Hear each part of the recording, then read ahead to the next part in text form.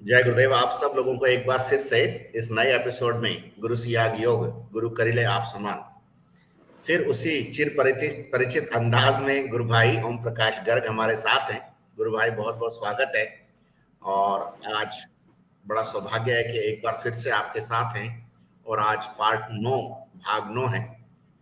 और पिछला जो एपिसोड रहा था उसको करीब 2000 से ऊपर लोग अभी तक देख चुके हैं यूट्यूब पर, और फेसबुक पर अलग अलग काउंटिंग है जहां जहां वो पब्लिश किया गया। तो एक जो कमेंट आया है वो मैं आपको कहना चाहूंगा, उसके बाद आपको मैं मंच दूंगा।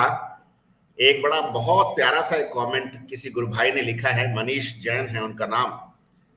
वो कहते हैं कि ऐसा सारगर्भित और लगातार बिना लय टूटे, बिना विषय को छोड़े बोलना अच्छे अच्छे पंडित और प्रोफेशनल कथाकारों के बस की बात नहीं है, जो इन गुरु भाई से गुरुदेव ने करवा दिया है।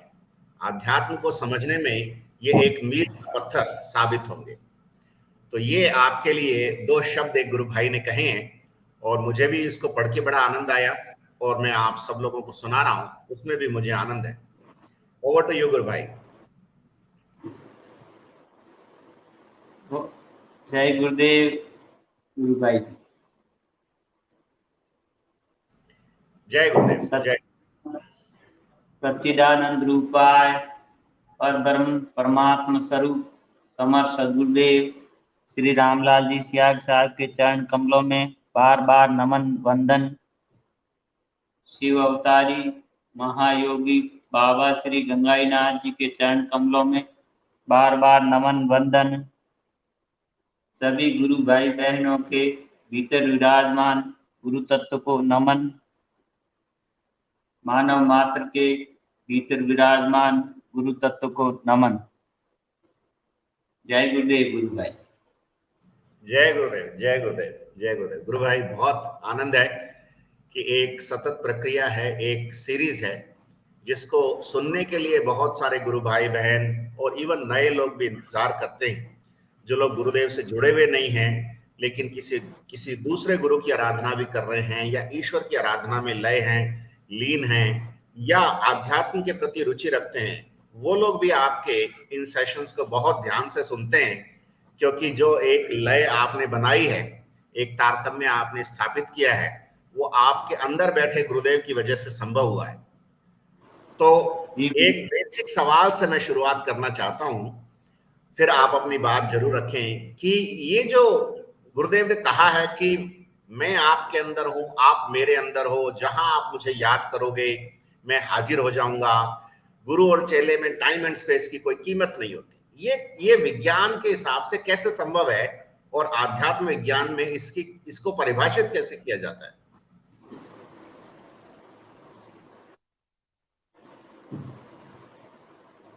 आध्यात्म विज्ञान में इनको परिभाषित करना मानवीय बुद्धि से परे है। मानवीय बुद्धि इसका आंकलन नहीं कर सकती, क्योंकि मनुष्य तो अपनी जो फ्रिक्वेंसी है, सीमित जो मन बुद्धि है, उसी तक सोच पाता है। हर एक की अपनी क्षमता होती है। जो बुद्धि कहते हैं, बुद्धि 4 प्रकार की होती है। साधारण, जो सभी अपने काम में लेते हैं, ये धरती है, पेड़ पौधे हैं, माता पिता है, भाई बहन है, ये जो कुछ दिखाई दे रहा है हम सोचते हैं, तो एक साधारण बुद्धि। इससे ऊपर मेधा, तो पढ़ लिख करके कोई डॉक्टर, इंजीनियर, कलेक्टर, कमिश्नर बन जाता है तो अपन कहते हैं मेधावी, मेधावी छात्र है, मेधावी। तो मेधा। फिर प्रज्ञा, जिसमें बैठ करके हमें शास्त्र लिखे गए, जो उपनिषद वेद पुराण लिखे गए, जो विषय लिखे गए, तो हम उनको पढ़ तो लेते हैं अपने ढंग से, लेकिन हमें उनमें समझ कुछ नहीं आता।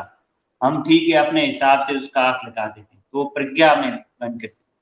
और उससे ऊपर जो बुद्धि है उसको कहा गया ऋतंभरा, जो सत्य का बोध करती है, जो सत्य का ज्ञान करती है, जो सत्य में निष्ठ होती है। तो बुद्धि की भी 4 श्रेणियां कही गई: साधारण, मेधा, प्रज्ञा और ऋतंभरा। जब मैं पहले पढ़ता था ना तो एक चौपाई पढ़ी थी तुलसीदास जी की, कहते हैं कि रामचंद्र कह गए सिया से ऐसा कलयुग आएगा, हंस सुगेगा दाना दुनका और कौआ मोती खाएगा। तो ऐसे सोचते थे, बच्चे थे तो सोचते थे कलयुग जब आ जाएगा ना तो हंस दाना दुनका चुगते भी दिखाई देंगे, कौए मोती खाते हुए दिखाई देंगे, तो समझो कि कलयुग आ गया। फिर बाद में पता चला समझने पे कि हंस का और कौए का अर्थ क्या है। हंस यानी हंस प्रवृत्ति के लोग, जो साधुजन, जो सतोगुणी सात्विक प्रवृत्ति के लोग मुश्किल से जीवन गुजर बसर करेंगे और अपना जीवन में डरे सहमे हुए से बिताएंगे। और कौआ यानी जो दुष्ट प्रकृति के लोग तमोगुणी, वो डराएंगे धमकाएंगे और अपने ऐसा आराम सुख ताज से रहेंगे। तो यहाँ इस बात को ऐसे समझाया गया, रामचंद्र कह गए सिया से ऐसा कलयुग आएगा, हंस सुगेगा दाना दुनका और कौआ मोती खाएगा। ऐसे ही जब मैं गीता पढ़ता था तो भी उसमें ऐसी बात लिखी हुई थी कि या निशा सर्वभूतेषु, उसमें लिखा जो जो जो ज्ञानी है वो जब सोते हैं तो संसारी जागते हैं, तो संसारी जब सोते हैं तो ज्ञानी जागते हैं। तो मैं जब 1999 में जब पढ़ रहा था गीता तो मैं सोचता था कि सारे संसार के लोग जब सो जाते हैं तो रात को 12-1 बजे बैठ करके वो ज्ञानी होते हैं, वो धुनी रमाते हैं, राम राम राम कृष्ण कृष्ण शिव शिव अपनी आराधना करते हैं। तो मैं उसका अर्थ ये समझता था अपनी बुद्धि से, लेकिन बाद में मुझे उसका पता लगा कि उसका अर्थ होता है ज्ञानी जब वहां सोते हैं, यानी ज्ञानी नश्वरता विषयों के प्रति अनात्म के प्रति सोए हुए हैं, उनकी तरफ ध्यान नहीं देते कि संसार में क्या घटित हो रहा है, इस मिथ्यात्व में नश्वर में उसके प्रति सोए हुए हैं और अपने आत्म तत्व के प्रति, अपने भीतर चेतन तत्व ईश्वर तत्व के प्रति जगे हुए। और संसारी है वो क्या है, आत्म तत्व के प्रति अपने आंतरिक बैठे हुए ईश्वर के प्रति तो सोए हुए हैं और विषयों के प्रति नश्वर के प्रति जगे हुए, वो रात दिन उनका ही चिंतन करते रहते हैं, उसमें ही लगे हुए। तो जो ज्ञानियों के लिए कहते हैं जो रात्रि है वो संसारियों के लिए दिवस है, और जो संसारियों के लिए दिवस है वो ज्ञानियों के लिए रात्रि है। उस बात को ऐसे समझाया, फिर मुझे समझ में पड़ा कि हाँ इसका अर्थ तो मोटा ही।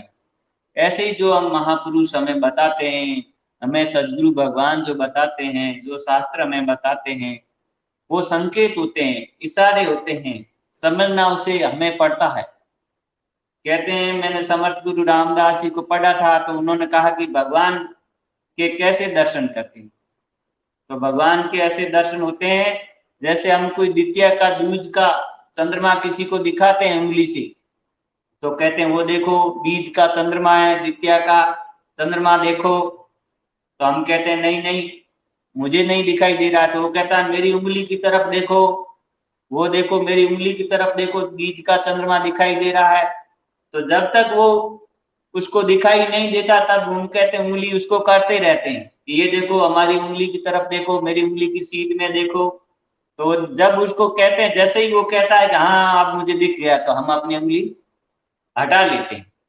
ऐसे ही जो शास्त्र है, गुरु देव भगवान है, जो महापुरुषों की वाणी है, वो हमारे को संकेत है, इशारे करते हैं।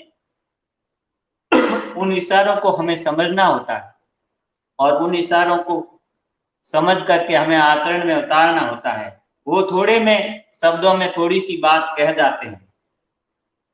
गुरुदेव कहते हैं ना तो भैया मोक्ष कोई गुरु के पास खिलौना नहीं है जो जाते ही तुम्हें मतलब दे दिया जाएगा। गुरु तो एक तरीका बताता है, चलना खुद को पड़ता है, चलोगे तो मंजिल पहुंचोगे। ऐसे कई सोचते हैं कि हाँ ऐसे हो जाएगा, यूं हो जाएगा, तो गुरुदेव ने अपने को तरीका बता दिया, अपने को नाम जप और ध्यान की विधि बता दी। अब हम उसको कितना करते हैं, कितनी अपनी निष्ठा है, कितनी श्रद्धा है, कितनी सद्भावना है। गुरुदेव कहते हैं भैया और नहीं तो कुछ नहीं, गुरु के प्रति सद्भाव तो रखना ही होगा। सिर्फ इतना ही मतलब रखते हैं कि बीमारी ठीक हो जाए मेरा ये काम हो जाए, बस वह छुट्टी हो जाए, हम इनको माने नहीं माने, सद्भाव रखें नहीं रखें, तो इतने से काम नहीं चलेगा। सद्भाव तो रखना ही होगा। श्रद्धावानम लभते ज्ञान, भगवान कृष्ण गीता में यही कहते हैं, श्रद्धावान ज्ञान को लभ लेता है। तो सारे जो इस भौतिक जगत हो, चाहे आध्यात्मिक जगत हो, इसमें जो सफलता का जो रहस्य है वो विवेकानंद जी एक ही बताते हैं, अभ्यास सारे रहस्यों का द्वार है।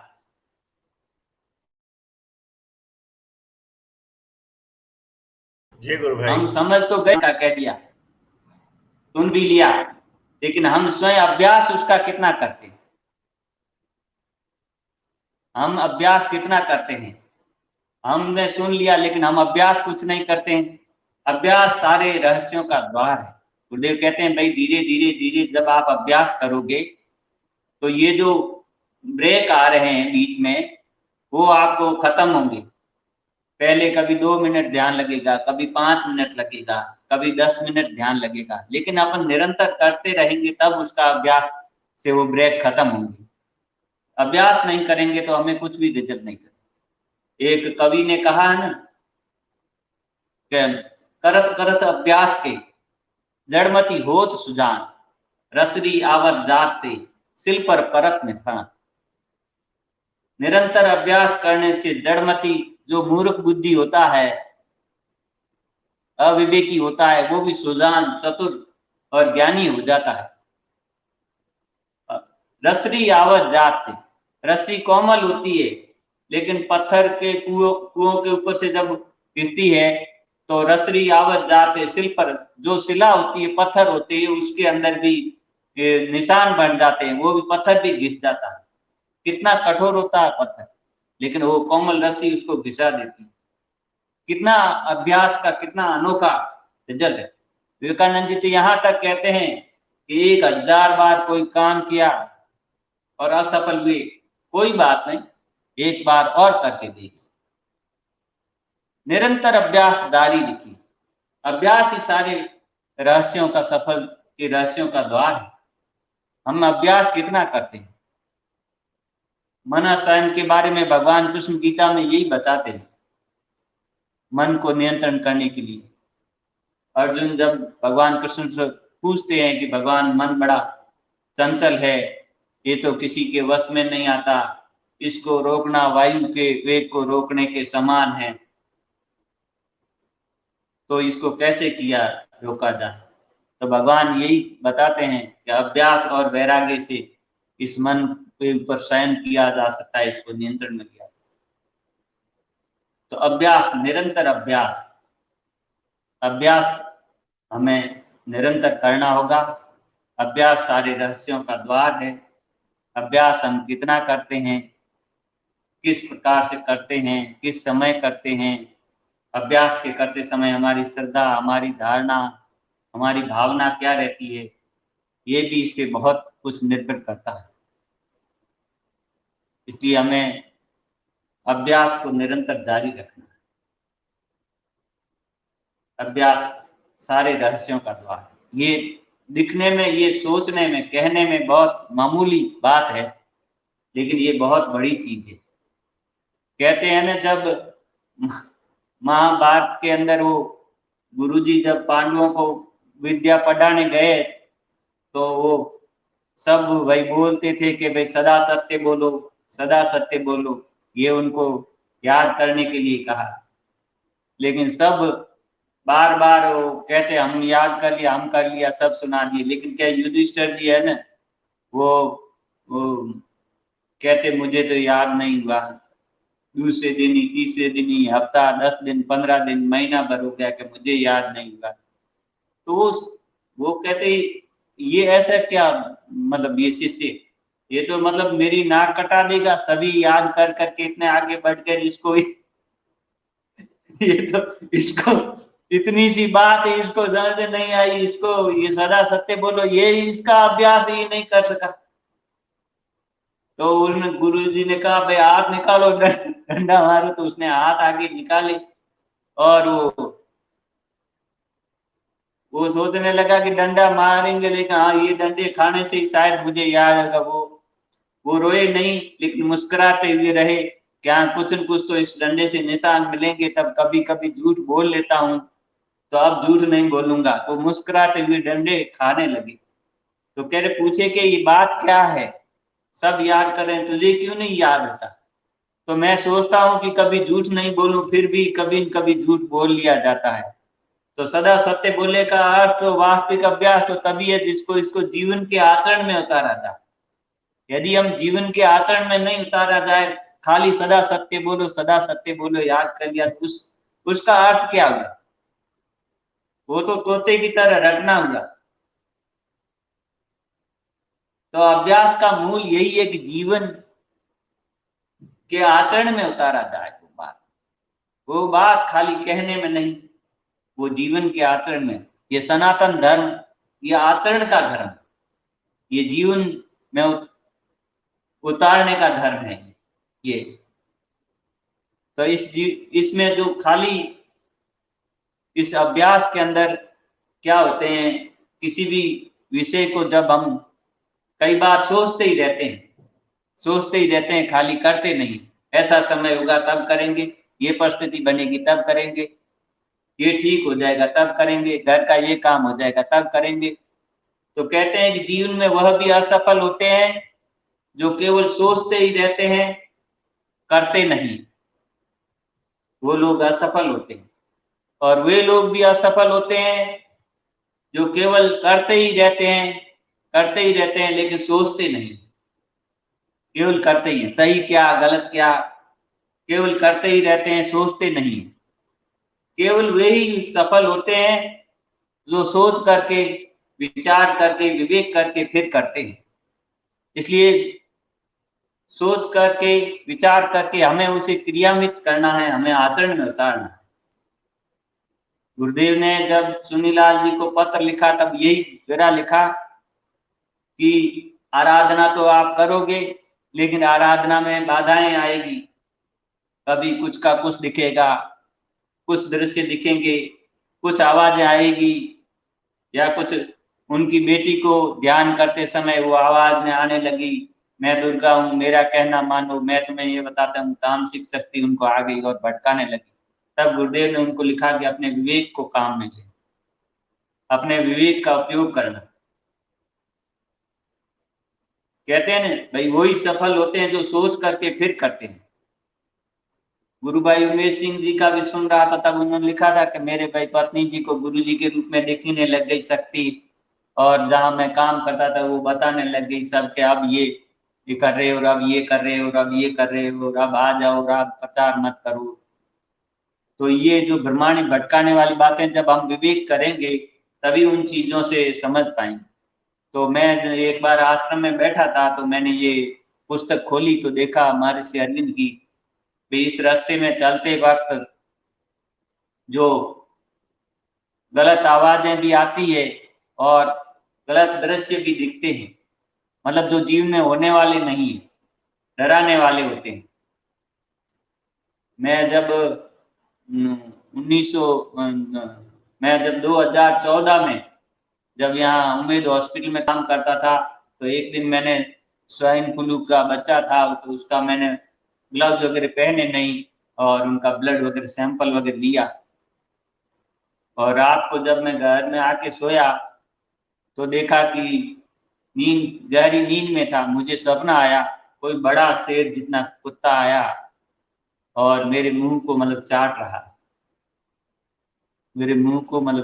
है, और मुझे आवाज आई कि तुझे मस्तिष्क का कैंसर हो गया। तो मैं एकदम यूं डर के जगह तो देखा कि पूरा जो चेहरा शेर पसीना पसीना हो रहा था, और एकदम यूं देखा तो कुछ नहीं, लेकिन एकदम पसीना पसीना। तो दूसरे दिन मैं गूगल पे खोजने लगा कि बहुत चेहरा पसीना पसीना हो जाता है तो क्या होता है, और इसके क्या सिम्टम्स है, क्या है, बहुत सारी बातें। फिर कुछ सोचने लगा, यूं ऐसे हो गया मेरे को, तो ये हो गया होता नहीं।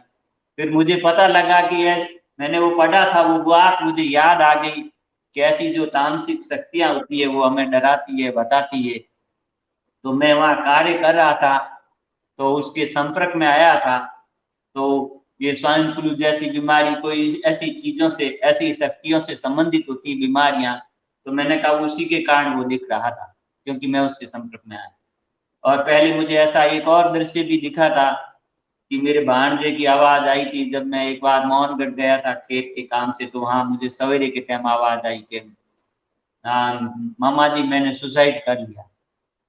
मैं तो पढ़ा लिखा होशियार, एकदम बढ़िया काम करने वाला, बोल्ड और आत्मविश्वासी, गुरुजी तो भक्त भी है, ये कैसे आ। वो दिन भर मैं ऐसे रहा, लेकिन मुझे पता था कि ये कोई ऐसी आवाज है, तो मैंने उस बात को ज्यादा गौर नहीं किया। शाम को मैंने फोन लगाया मोबाइल से मेरे भांजे को, बड़े वाले को, मैंने कहा भाई कहाँ है वो, ठीक है कर, हाँ हाँ ठीक है। तो मुझे पता लग गया कि हाँ, जो तामसिक शक्ति थी वही भरमा रही थी, वही भटका रही थी। तो ऐसे जो अब इस रास्ते पे चलेंगे तो हमें बहुत मतलब ऐसी चीजें भी, ऐसे विचार भी, ऐसी भावनाएं भी उमड़ेगी, आएगी, कुछ का कुछ दिखाएगी, कुछ का कुछ बताएगी। इसलिए हमें अपने विवेक को वो सजग रहना है, सचेत रहना है, और हमें सही और गलत का आकलन करते हुए आगे बढ़ना है कि हम किस तरफ बढ़े जा रहे हैं। कहते हैं ना, हिलता डुलता तिनका यह बताता है कि हवा का रुख किस तरफ का है। हमारे जीवन की छोटी छोटी घटनाओं, बातों, विचारों और काम करने के तरीकों से ये पता लगाया जा सकता है कि हम किस तरफ बढ़े जा रहे हैं। हमें इसका आकलन करना होगा कि हम किस तरफ बढ़े जा रहे हैं। तो गुरुदेव की कृपा से मुझे भी ऐसे कई संकेत मिले, कई इशारे मिले, कभी गलत भी इशारे मिले, और हमने उनको समझा, और हमें कभी उसको ज्यादा गंभीरता से नहीं लिया, क्योंकि वो आत्म तत्व, गुरु तत्व सदैव साथ है। और आराधना में निरंतरता करते ही रहे, आराधना निरंतर करते ही रहे, आराधना में, क्योंकि अभ्यास सारे रहस्यों का द्वार है। तो हमें ये काम में निरंतरता रखनी, अभ्यास निरंतर बनाए रखना। गुरुदेव की कृपा से बहुत सारी ऐसी और भी बहुत सारी चीजें दिखी, कई बार दिखा, आश्रम में भी दिखा, दूसरी जगह पे भी दिखा। कुछ सही भी थे,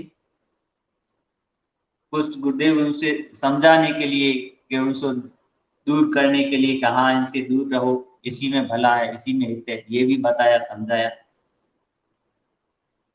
तो ये जो गुरुदेव की कृपा से ये जो नाम जप और ध्यान का, ये सिद्धियों का निरंतर हमें अभ्यास करना, अभ्यास करेंगे तब हमारा आत्म तत्व हमें निर्देश करेगा, बताएगा, विवेक को जगाएगा। रामकृष्ण परमहंस कहा करते थे कि भाई लोग कहते हैं कि भाई ईश्वर करता है, जो कुछ करता है ईश्वर करता है। बीड़ी सिगरेट पीते जाते हैं, दारू पीते जाते हैं, और उल्टा करते जाते हैं, चोरी लुटेरी, सब कहते हैं जो करता है ईश्वर करता है, जो करता है ईश्वर करता है। तो उन्होंने कहा लोग कहते ही कहते हैं कि ईश्वर करता है, वो जानते नहीं है, उनको बोध नहीं है, वो सुनी सुनाई बात पे कहते हैं कि ईश्वर करता है। वास्तव में जिसको अनुभव है, वास्तव में जो जानते हैं कि ईश्वर ही करता है, उनके पांव कभी बेताल नहीं पड़ते, उनके पांव कभी अहित के लिए, कभी किसी का बुरा करने के लिए, अपना स्वयं का अहित करने के लिए उसके पांव कभी बेताल नहीं पड़ते। वो कभी बुरा नहीं सोच सकते, उनके द्वारा किसी का अहित नहीं हो सकता। तो ये कहना कि ईश्वर करते हैं और ये जीवन में अनुभव करना, ये जानना, ये बहुत अलग बात, बहुत अलग बात। जब हम इनको जानते हैं तब हम इसका अनुभव करते हैं कि वास्तव में, गुरुदेव कहते हैं मैंने जब आराधना की कि भाई गायत्री की तो मुझे सिद्धि हो गई, तो फिर झूठ बोलना तो क्या, झूठ बोलने का ये नाम मात्र से मतलब कम कपी हो जाती थी। झूठ बोलने का ये नाम मात्र से, इस विचार मात्र से कम कपी हो जाती थी। ये कहते हैं, इसको कहते हैं कि ईश्वर करता है। खाली उसको नहीं, आदमी ये सोच करके अरे मेरे दिमाग में ये आ कैसे गया, अरे मेरे दिमाग में ये उपजा तो उपजा कैसे है, ऐसा नेगेटिव विचार, ऐसी बात। इसका अर्थ है कि जरूर कोई दूसरी वृत्ति है वो सक्रिय हुई है, वो थोड़ा सा संकेत मिलते ही पता लग जाता है कि हाँ अब कोई तामसिक शक्ति सक्रिय हो रही है, तभी ऐसी भावना, ऐसा विचार आया, वरना उठ ही नहीं सकता, वरना उठ भी नहीं सकता रहता। इसलिए कहते हैं ना, कहते हैं भाई ईश्वर करता है, लेकिन वास्तव में जो जानते हैं कि ईश्वर करता है उनके पांव कभी बेताल नहीं, उनके पांव कभी गलत। बिल्कुल ये बहुत बात जी गुरु भाई। बिल्कुल गुरु भाई, आपकी बात जो दो तीन बात आपने कही ना, उसी से रिलेटेड कुछ अनुभव पिछले कुछ समय में आए हैं। और एक तो मतलब इतना ताजा अनुभव है कि जैसे यहाँ पे ना एक मावा बनता है, अलवर का मावा जिसको बोलते हैं, कलाकंद बोलते हैं ना। तो मेरा एक कलीग है, वो लेके आता है, कभी ताजा बना रहता है तो उसके घर के पास बनाते हैं, तो बिल्कुल एक ऐसी अनुभूति है जो बिल्कुल ताजा कलाकंद जैसी अनुभूति है। और ये संयोग ही है कि आपके मुंह से वही बात बुलवा दी गई कि गुरुदेव को जब जब उनको ये सोच भी लेते थे कि झूठ बोलना पड़ेगा तो पूरे शरीर में मतलब कंपकपी हो जाती थी। ऐसा एक गुरु बहन के साथ हो रहा है आजकल। वो सिरसा हरियाणा में रहती हैं, तो उनको मतलब तामसिक शक्तियों ने बहुत परेशान कर रखा है, रात रात भर सोने नहीं देती, लेकिन वो वही अभ्यास में है, मंत्र जाप के अभ्यास में वो करती रहती है, करती रहती है, करती रहती है। तो उसने आज कहा गुरु भाई सुबह तक तो ठीक था सब, लेकिन जैसे मैंने सोचा कि आज मैं झूठ बोल करके कैजुअल लीव ले लेती हूँ, तो तब से क्या है वो तामसिक मेरे ऊपर चढ़ गई और मैं बहुत परेशान थी। तो इसमें ऐसा होता है क्या कि झूठ बोल दो तो फिर ये तामसिकता घेर लेती है? तो मैंने कहा इसमें ऐसे होता है, आपको झूठ बोलने की जरूरत क्या है? तो उसने कहा मैं अब ध्यान रखूंगी। मैं क्या है कि मैं रात भर सो नहीं पाई थी, तो मैंने सोचा मैं सीएल ले लूं और ताकि थोड़ा आराम कर पाऊंगी, लेकिन वो मैंने झूठ बोला, मेरी सीएल कैंसिल कर दी गई। तो अब मैं ड्यूटी पर हूं, बावजूद उसके मेरे को ना कोई नींद आ रही है ना कुछ और हो रहा है, बस मेरा नाम जब चल रहा है। तो ये ईश्वर का तत्व हमारे अंदर होता है, वो झूठ भी नहीं बोलने देता, वो गलत रास्ते पे भी नहीं चलने देता, वो किसी की आलोचना में नहीं करने देता। वो अगर ईश्वर तत्व है तो ये सब कुछ संभव होता है, नहीं तो नहीं संभव होता है। एक और अनुभूति और है, एक क्या मतलब कई सारी, जैसे आपने कहा कि ऐसे डरावने विचार आपके माइंड में वो तामसिकता डाल देती है। ये तो केवल मतलब विचार से तो शुरुआत हो रही है, लेकिन अभी जो हम एक्सपेरिमेंट कर रहे हैं, जो हमारे को जिस काम पे लगाया गुरुदेव ने, उसमें जितने केसेस आ रहे हैं गुरु भाई, उसमें से कई केसेस ऐसे हैं जिसमें तामसिकता ने एक्चुअल में नुकसान कर दिया। एक कोई रेसलर है, लड़की हरियाणा से ही है, तो वो अच्छा खासा चैंपियनशिप खेल रही है और अचानक से खेलते खेलते ही उसका पांव जो है वो फ्रीज हो गया और उसकी नी में जर्क आ गया, मतलब घुटने में जर्क आ गया। अच्छा खासा वो जीत रही थी और उसके घुटने में जर्क आ गया। वो अभ्यास कर रही है, वो मतलब फिजिकल एक्सरसाइज कर रही, सब कुछ हो रहा है। तो वो वापस से आई अपने भाई के साथ और हमने, भंवर सिंह जी ने पहले बात की उनसे और ये देखा, तो जो जो डाउट था वही डाउट निकला। और अंत में ये हुआ कि वो तामसिकता जो थी वो एकदम मतलब बोल पड़ी, क्योंकि कोई ऐसी हीट दी जाए ना, जैसे 3-4 लोग घेर ले किसी तामसिकता को, मान लो आपके अंदर कोई तामसिकता है और 4 लोग ऐसे घेर लें जो गुरु तत्व से भरे पड़े, तो क्या होगा, आपके अंदर वाली तामसिकता बोलना शुरू कर देगी। तो उसने फिर क्या हुआ, उगल दिया सब कुछ। पहले भंवर सिंह जी के साथ साथ ऐसा हुआ, मतलब उन्होंने कहा चलो ध्यान करो, वो ध्यान करते चालू हो जाती है। पहले तो वो इतनी उग्र नहीं हुई। फिर क्या हुआ कि फिर उन्होंने कहा अच्छा ऐसा करना, धर्मेंद्र जी के साथ ध्यान कर लेना गुरुवार को। तो हमने कल कल था गुरुवार, जब आज से फ्राइडे, तो वो किया, तो उसमें थोड़ा सा वो बोली, सुबह एक बार ध्यान किया, तो हमने तय किया 4 बजे फिर ध्यान करेंगे। गुरु भाई वो 4 बजे का ध्यान 5:30 बजे तक चला। 1.5 घंटा उसके साथ जैसे मतलब गुत्थम गुत्थी हो जाते हैं ना, वैसी सिचुएशन आ गई उस गुरु बहन के साथ। और आश्चर्य की बात ये कि उसको बेचारी को कोई उर्दू नहीं आती, कोई फारसी अरबी कुछ नहीं आती, और उसके मुंह से वो कलमे पढ़े जा रहे हैं और ये पढ़ा जा रहा है वो पढ़ा जा रहा है। बड़ा एक इंटरेस्टिंग सा सीन है। वो तामसिकता थी और दिख रही थी। और उसकी शुरुआत ऐसे हुई कि हम तो जैसे अपन बात कर रहे हैं आपस में, तो उस गुरु बहन का भाई भी बैठा हुआ था, दोनों ऐसे लाइव थे मेरे साथ और मैं इधर बात कर रहा था। तो उस गुरु बहन ने सिंपली कहा कि गुरु भाई मेरे को तो यकीन नहीं होता ये चीजें होती हैं। तो मैंने कहा पहले मेरे को भी यकीन नहीं होता था कि ये होती हैं, लेकिन जब प्रमाण दिख गए ना हमारे सामने, सांझ को आंच क्या वाली बात होगी वैसा हो गया। और फिर हम इसलिए कह रहे हैं कि आपके अंदर बैठे हुए गुरुजी, आप मंत्र जाप करो, आप उनसे प्रार्थना करोगे, गुरुजी उनकी ठुकाई करनी चालू कर देंगे अगर वो अनुशासनहीन होती है तो। बस इतना ही बोला था कि उस गुरु बहन के अंदर तामसिकता प्रबल हो गई, और वो इतनी जोरदार, मतलब यहां तक उसने कह दिया कि ऐसे कई गुरु आए कई चले गए, तू कुछ नहीं कर सकता, ये होगा, मैं इसके 3 एक्सीडेंट और करवाऊंगी। तो हमने कहा यार हमारे गुरुजी को चैलेंज कर रही है, ये तो साक्षात गुरु को चैलेंज कर रहे। तो हमने मन ही मन प्रार्थना की कि गुरुजी इसको ठोको, आप कुटाई करो, जो जी में आए करो, इसको करवाओ, सेट करवाओ। तो एक स्टेज ऐसी आती गुरु भाई, बड़ा मतलब हास्यास्पद सा वातावरण हो जाता है कभी कभी। हम पढ़े लिखे लोग हैं, लोग सोचते हैं कि हम लोग किन अंधविश्वासों में पड़े, लेकिन जो गुरुदेव बात बता रहे हैं संक्षेप में, उसको कम लोग अभी समझ पाए हैं, लेकिन सच्चाई वही है। तो अल्टीमेटली उसने सारा उगल दिया कि वो कितने साल से है, क्या कर रही थी, क्या क्या नुकसान पहुंचाया, और उसका एम ये था कि ये गोल्ड मेडल नहीं जीते बस। तो गोल्ड मेडल नहीं जीते, कोई मेडल नहीं जीते, इस एम के साथ कहीं ना कहीं चोट लगा देती उसको। तो अल्टीमेटली फिर ये हुआ कि उसका भाई भी बैठा हुआ था, उसके अंदर भी प्रबल गुरु तत्व था, तो वो उसके अंदर से भी गुरुदेव उसको प्रेरणा दे रहे हैं, बोल रहे हैं, सब हो रहा है। ये सारा कुछ देख रहे हैं एक ऑब्जेक्टिव, एक निरपेक्ष तरीके से मैं देखता हूं, इसलिए नहीं कि मैं उसमें इन्वॉल्व हूं, बल्कि अगर कोई और भी देखेगा तो उस तरीके से देखता हूं।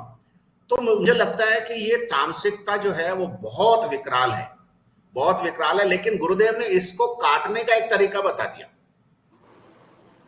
जिसके लिए लोग आपत्ति करते हैं ना हमारी बात पे कि गुरुजी ने ऐसा कुछ नहीं बताया। वो गुरुजी की बताई हुई बात है, तभी वो काम कर रही है। अगर हमारी बताई हुई बात होती तो काम नहीं करती।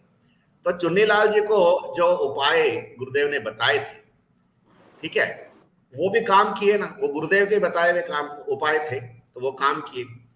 ऐसे आप जैसे आप उदाहरण दे रहे थे कि आपको ऐसे माइंड में ये बात आ गई, ब्रेन का क्या, ब्रेन का कैंसर हो गया या जो कुछ हो गया, ये यहीं से शुरुआत करती है, माइंड को हैक करने का काम करती है।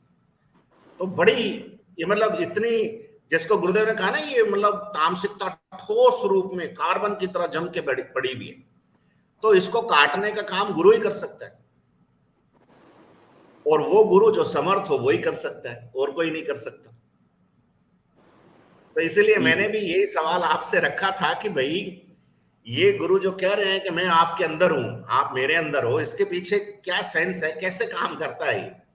इसका उदाहरण है ये जो आपकी बात है और मेरी बात है। अब आप जारी रखें, मैंने सॉरी बीच में रोक दिया आपको। नहीं नहीं जी गुरु भाई, बिल्कुल बिल्कुल सही बात है। ये तो तमोगुण, रजोगुण, सतोगुण, ये तामसिक शक्तियां हैं, ये त्रिगुणात्मक प्रकृति है। इसमें ये तामसिक शक्तियों का ही समय है, और वो अपने इस समय के अनुसार आदमी को नचा रही है। मनुष्य को छिन्न भिन्न कर दिया है, मनुष्य को मनुष्य से दूर कर दिया है। मनुष्य अपने आप कष्टों में जी रहा है। पहले कई बार सोचते थे कि भाई आदमी जब दुखी होता था या लड़ाई झगड़े होते थे तो आदमी दूसरे को मार देता था, लेकिन खुद नहीं सोचता था कि मैं मर जाऊं। लेकिन आज का पढ़े लिखे जब अखबारों में सुनते हैं कि वो उस पद पे था, वो अफसर था, वो आईपीएस था, वो लेक्चरर था, वो पुलिस में था, वो सर्विस थे, पद थे, पैसे थे, सब अपने आप को उसने सुसाइड कर लिया, गोली मार दी। तो ये क्या चीज है? आदमी अपने आप को मतलब खत्म कर रहा है। क्योंकि पहले तो यूं कहते थे कि भाई आप मरते बाप किसको याद है, हर बात पर भी आदमी अपने आप का बचाव करता है।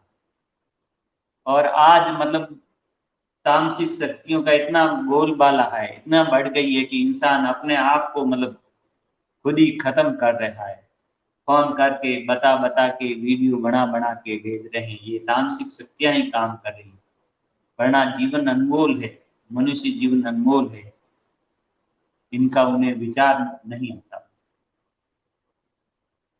तो इस बात पे बात कर रहे थे कि अभ्यास पे, कि सारे जो रहस्यों का जो द्वार है वो अभ्यास है, हमें निरंतर अभ्यास जारी रखना है।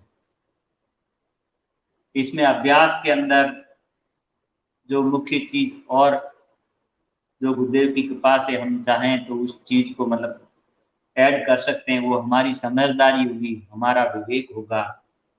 कि कहते हैं न, भगवान कृष्ण गीता में कर्मणो गति गहना, कर्म की जो गति है वो बड़ी गहरी है। कर्म क्या है, विकर्म क्या है, अकर्म क्या है, इसकी चर्चा हमने थोड़ी सी बहुत पहले की थी। हम इसके रहस्य को थोड़ा सा और समझने की कोशिश करते हैं गुरुदेव की कृपा से, कि कर्म कैसे काम करते हैं, कर्मों में कैसे आदमी फंस जाता है, कर्म का कैसे श्रेष्ठ हम उसका परिणाम ले सकते हैं, बढ़िया से बढ़िया। तो कहते हैं कर्म, अच्छे कर्म का फल बुरा हो सकता है और बुरे कर्म का फल अच्छा भी हो सकता है। ये कर्मों की जो गति है ना वो बड़ी गहरी है। कैसे, तो इस पे विचार करते हैं कैसे होता है। जैसे एक कोई फौज में एक सैनिक है और उसने दूसरे देश की सेना से युद्ध हुआ। युद्ध में उसने देखा कि युद्ध में उसने विरोधी सेना के, शत्रु सेना के 100 सिपाहियों को मार दिया। 100 सिपाहियों को मार दिया तो उनके बच्चे सब अनाथ हो गए, वो स्त्रियां विधवा हो गई, उन माओ से उनके पुत्र छीन लिए। इतना क्रूर, भयानक, खतरनाक काम हुआ। लेकिन उस कर्म पे सरकार उस देश की उस सैनिक को परमवीर चक्र, महावीर चक्र देती।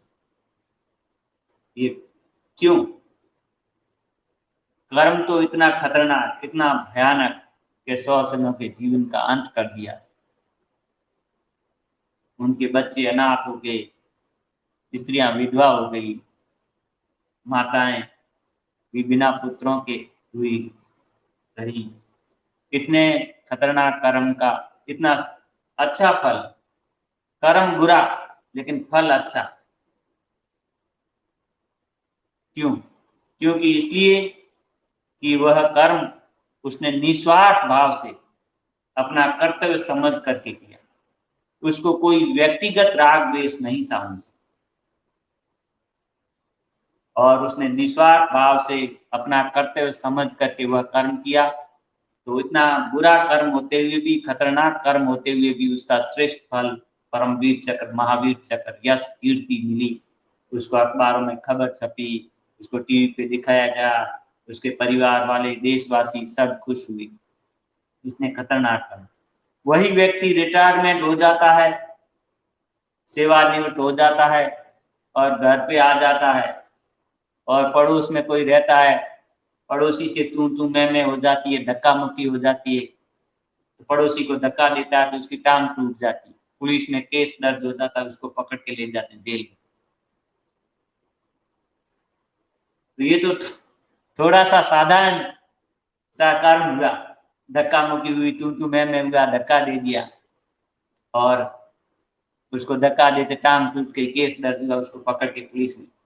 इतना बुरा कर्म था, वहां परमवीर चक्र, महावीर चक्र मिला। यहाँ थोड़ा सा धक्का मुक्की हुई, टांग टूट के जेल हो गई। क्यों? ये कर्म का रहस्य है। वो जो थोड़ा सा धक्का मुक्की हुई वो ईर्ष्यावश, अहंकारवश वो माया के कारण, तेरे मेरे के कारण, मायावश, ईर्ष्यावश, अहंकारवश जब हुआ तो उसका जो फल बना थोड़े का भी, वो वो वो जेल हो गई। और वो इतना खतरनाक कर्म था, फिर भी उसका अच्छा फल बना। तो ये कर्म का रहस्य है। हम हमारे कर्म के समय जो भाव होते हैं वो कैसे होते हैं? कर्म के जो मुख्य वस्तु है कर्म के अंदर भाव। भाव कैसी चीज है? किस समय जिसे कर्म की कहते हैं ना, नीति कैसी उसकी, कर्म तेरे अच्छे है तो किस्मत तेरी दासी है, नीयत तेरी अच्छी है तो घर में मथुरा काशी। जैसे 3 औरतें स्त्रियां हैं, तीनों एक काम कर रही है। क्या कर रही है? तीनों झाड़ू लगाने का, सफाई का काम कर रही है। एक गली मोहल्ले में झाड़ू लगा रही है, मैथन बहन, हरिजन बहन गली मोहल्ले सड़क में झाड़ू लगा रही है, नगर पालिका में नौकरी करती है। एक और घर में झाड़ू लगा रही है, माँ, बहन, पत्नी, और एक किसी आश्रम में, मंदिर में झाड़ू लगा रही। तीनों काम एक कर रही, सफाई का काम कर रही। लेकिन अलग अलग भावना के कारण वो काम अलग अलग कहलाए। एक का काम नौकरी कहलाया, जिसने सड़क पे झाड़ू निकाला है गली मोहल्ले में। एक का काम सेवा कहलाया, जिसमें घर में माँ, बहन, पत्नी ने लगाया। और एक का काम पूजा कहलाया। फल भी तीनों को अलग अलग मिली। जिसने गली मोहल्ले में झाड़ू लगाया उसको महीना पूरा होने पे तनख्वाह मिली, नौकरी कर रही थी। घर में जिसने काम किया उस घर वालों का प्यार, प्रेम, सहयोग, आभूषण, वस्त्र, सम्मान सब जीवन दिनचर्या था। और जिसने सबरी बिलनी, जिसने झाड़ू लगाया, पंथ बुहारा, आश्रम में, मंदिर में, भगवान के इंतजार में जो काम किया, उनका चिंतन करती हुई भगवान स्वयं आकर के। काम तो एक ही था, लेकिन किस किस ने किस किस भाव से किया। एक छोटा कर्म भी किसको कहाँ उठा ले गया, कितना ऊपर उठा ले गया। ये जो है ये कर्म का रहस्य है। कर्मणो गति गहना। इसलिए भगवान कहते हैं कर्मों की जो गति है वो बड़ी गहरी है। बड़े ज्ञानी, ध्यानी और विज्ञानी भी इसको समझ नहीं पाते। क्योंकि आदमी तो करता हुआ दिखता है, लेकिन करने के पीछे उसकी नियति क्या है, उसकी इच्छा क्या है, उसकी भावना क्या है, उसकी कामना क्या है, उसकी सोच क्या है, ये बहुत निर्भर करता है, बहुत निर्भर करता है। कहते हैं कि ईसा मसीह के जो यीशु के फॉलोवर थे, कहीं किसी राज्य में, किसी राजा के राज्य में प्रचार करने के लिए गए थे। तो उन्होंने कहा कि पकड़ो और इनको मार डालो। वो राजा के वहां के लोगों ने, मंत्री ने, किसी ने कहा कि पकड़ो इनको मार डालो, ये उनका प्रचार कर रहे हैं, हमारे राज्य में ये कर रहे, झूठे, गलत। तो उन्होंने कहा नहीं। तो उन्होंने कहा क्यों, क्यों नहीं? तो इन्होंने कहा यदि ये झूठे हैं तो ये समय पा करके इनका काम अपने आप ही रुक जाएगा, बुरा हो जाएगा और इनका सजा मिलेगी। और यदि ये सच्चे हैं तो इनका मार डालोगे तो भी इनका काम तो ईश्वर की इच्छा से हो रहा है, उनकी इच्छा है, तो ये अनवरत चलता ही रहेगा, इसका कोई कुछ भी नहीं कर सकता बिगाड़ सकता। वो निरंतर चलता ही रहेगा काम, उसको कोई नहीं रोक सकता है। तो ईश्वर की इच्छा है तो उसको कोई नहीं रोक सकता। चाहे कितनी बाधाएं आए, चाहे कितनी कठिनाई आए, उनको कोई नहीं रोक सकता। तो ये जो कर्मों की जो गति है वो बड़ी गहरी है। भगवान कृष्ण गीता में यही कहते हैं, जो कर्म में अकर्म देखता है, अकर्म में कर्म देखता है, वो मनुष्यों में बुद्धिमान है। कर्म होते हुए भी नहीं हो रहे, अहंकार रहित है,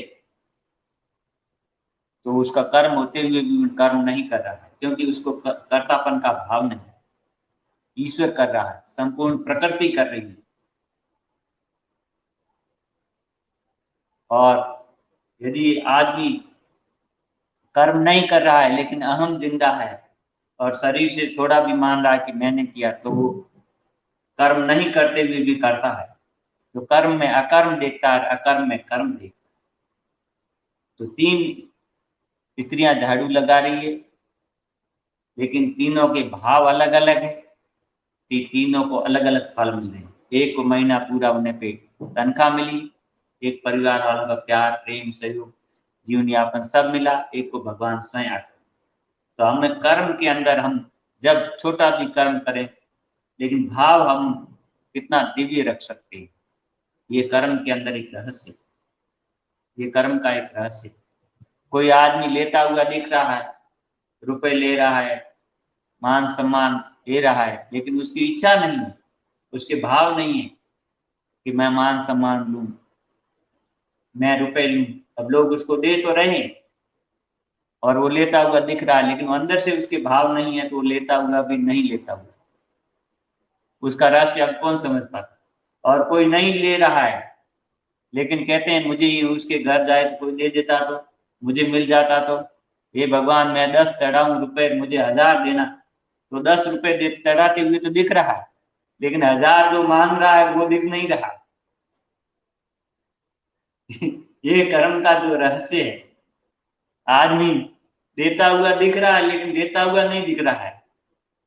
किसी को बहुत सारा धन दे दिया और उसने आगे गरीबों में, दीन दुखियों में, जरूरतमंदों में बांट दिया। वो लेता हुआ तो दिखा, लेकिन आगे बांटता हुआ नहीं दिखा। वो लेता हुआ दिख रहा है, देता हुआ नहीं दिख रहा है।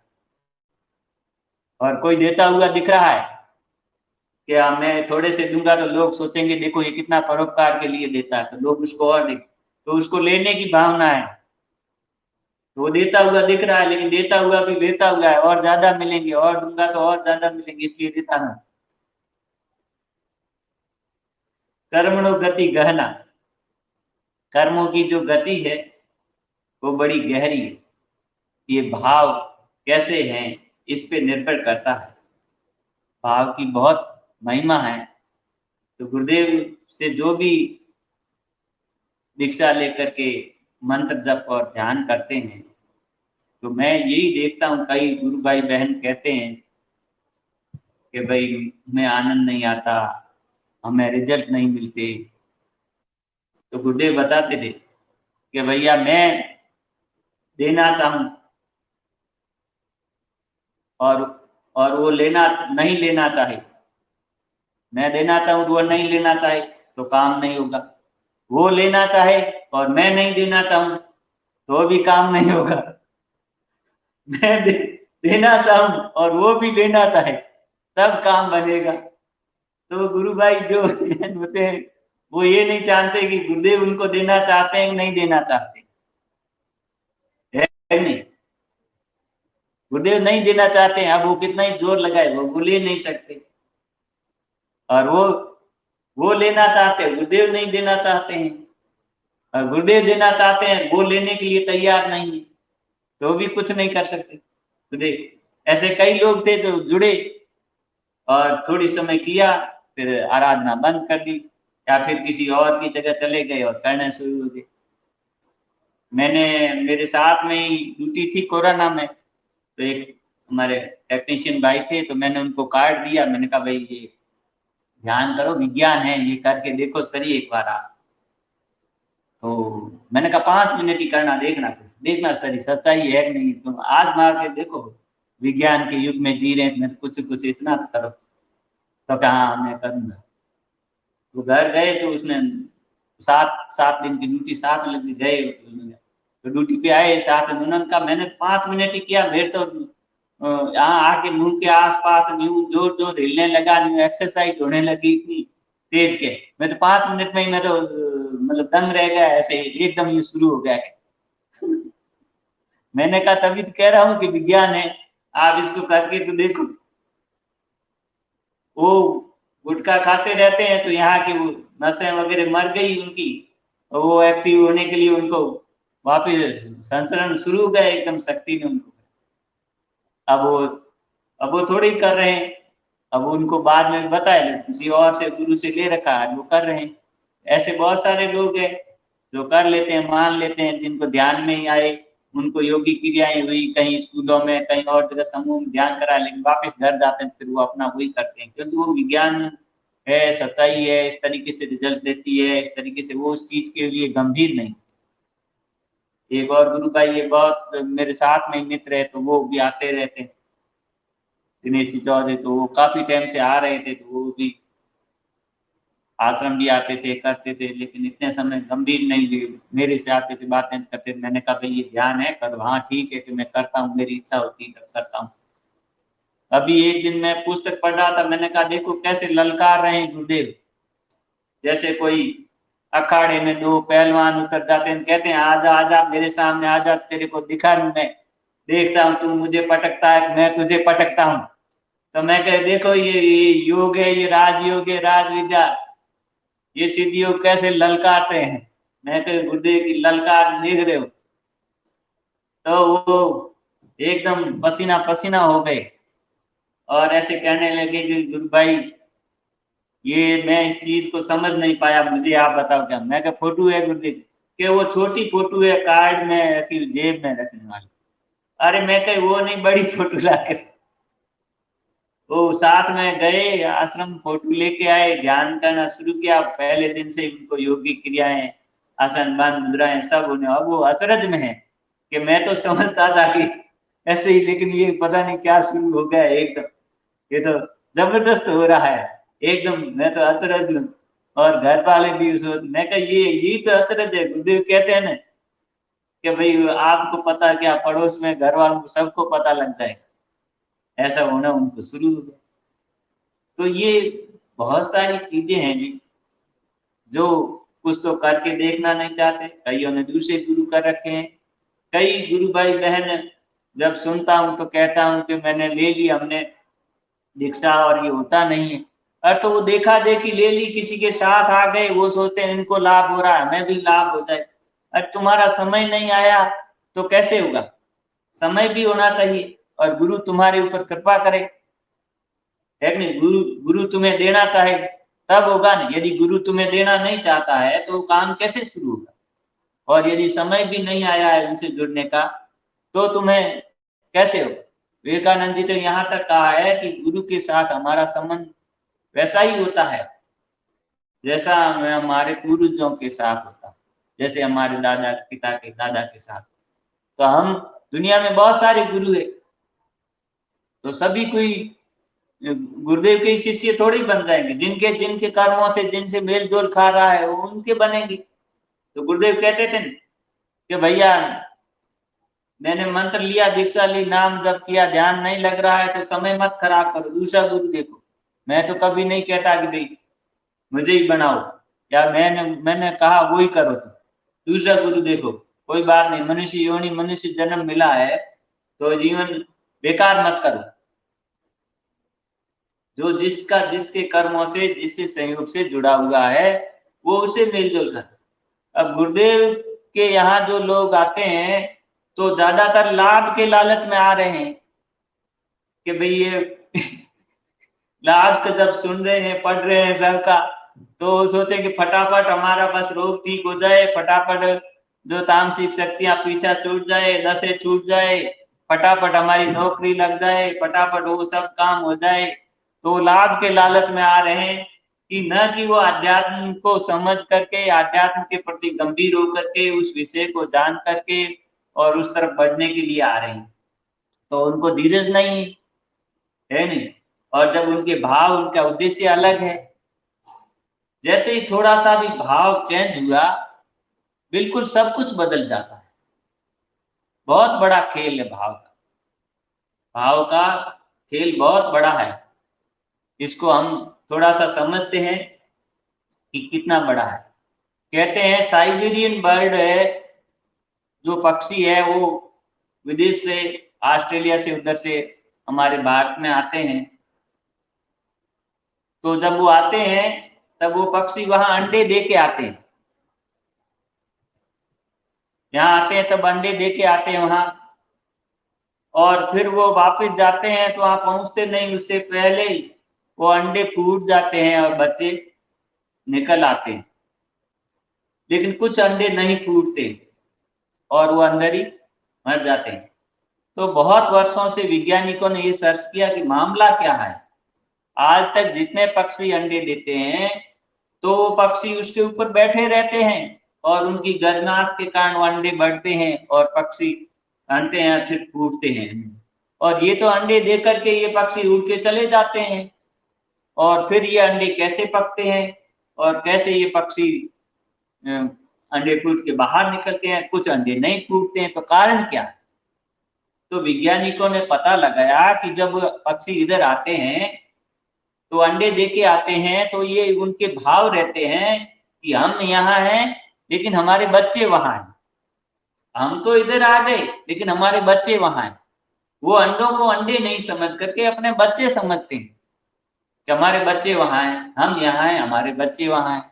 तो भावों के द्वारा अंडे पकते हैं, इतनी दूर होते हुए भी भावों के द्वारा वो अंडे पकते हैं।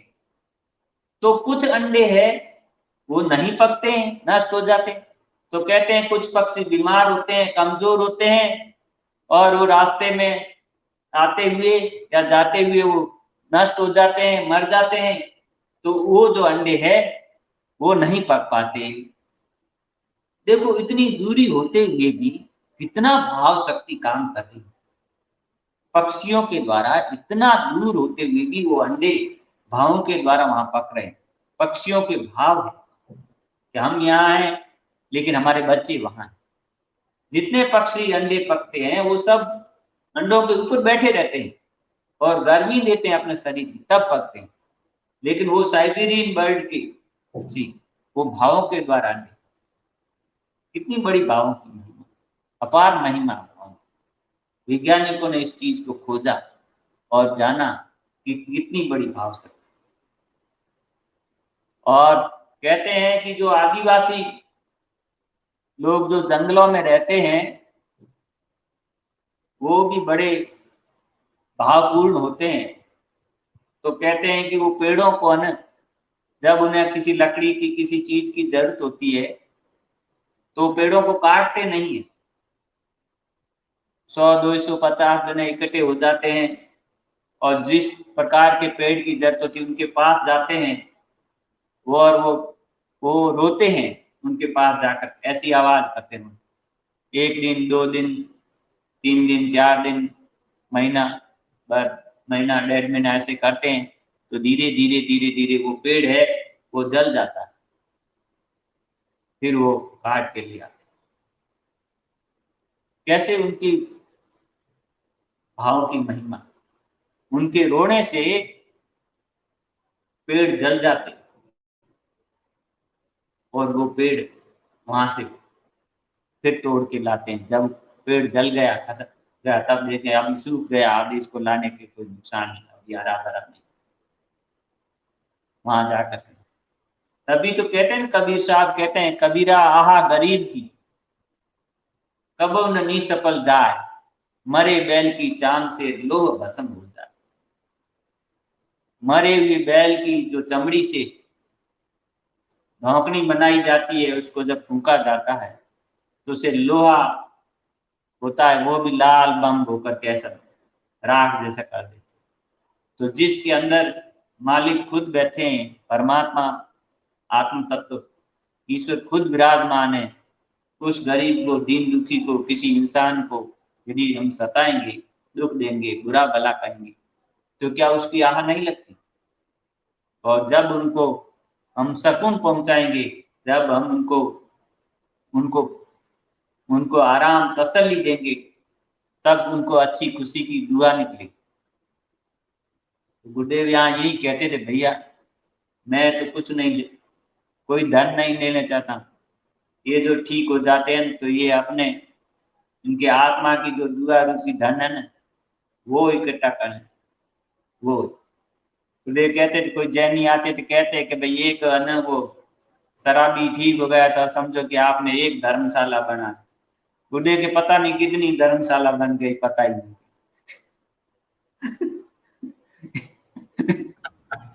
दुनिया में धर्मशालाएं हो जाएंगी गुरु भाई। वो जो एक उदाहरण आपकी बात से निकला, गुरुजी ने कहा कि ये एड्स वगैरह ठीक होते थे ना, कैंसर के एड्स के पेशेंट ठीक होते थे, तो एम्स के डॉक्टर आते थे कि भाई रेफर करते थे कि गुरुजी के पास ले जाओ।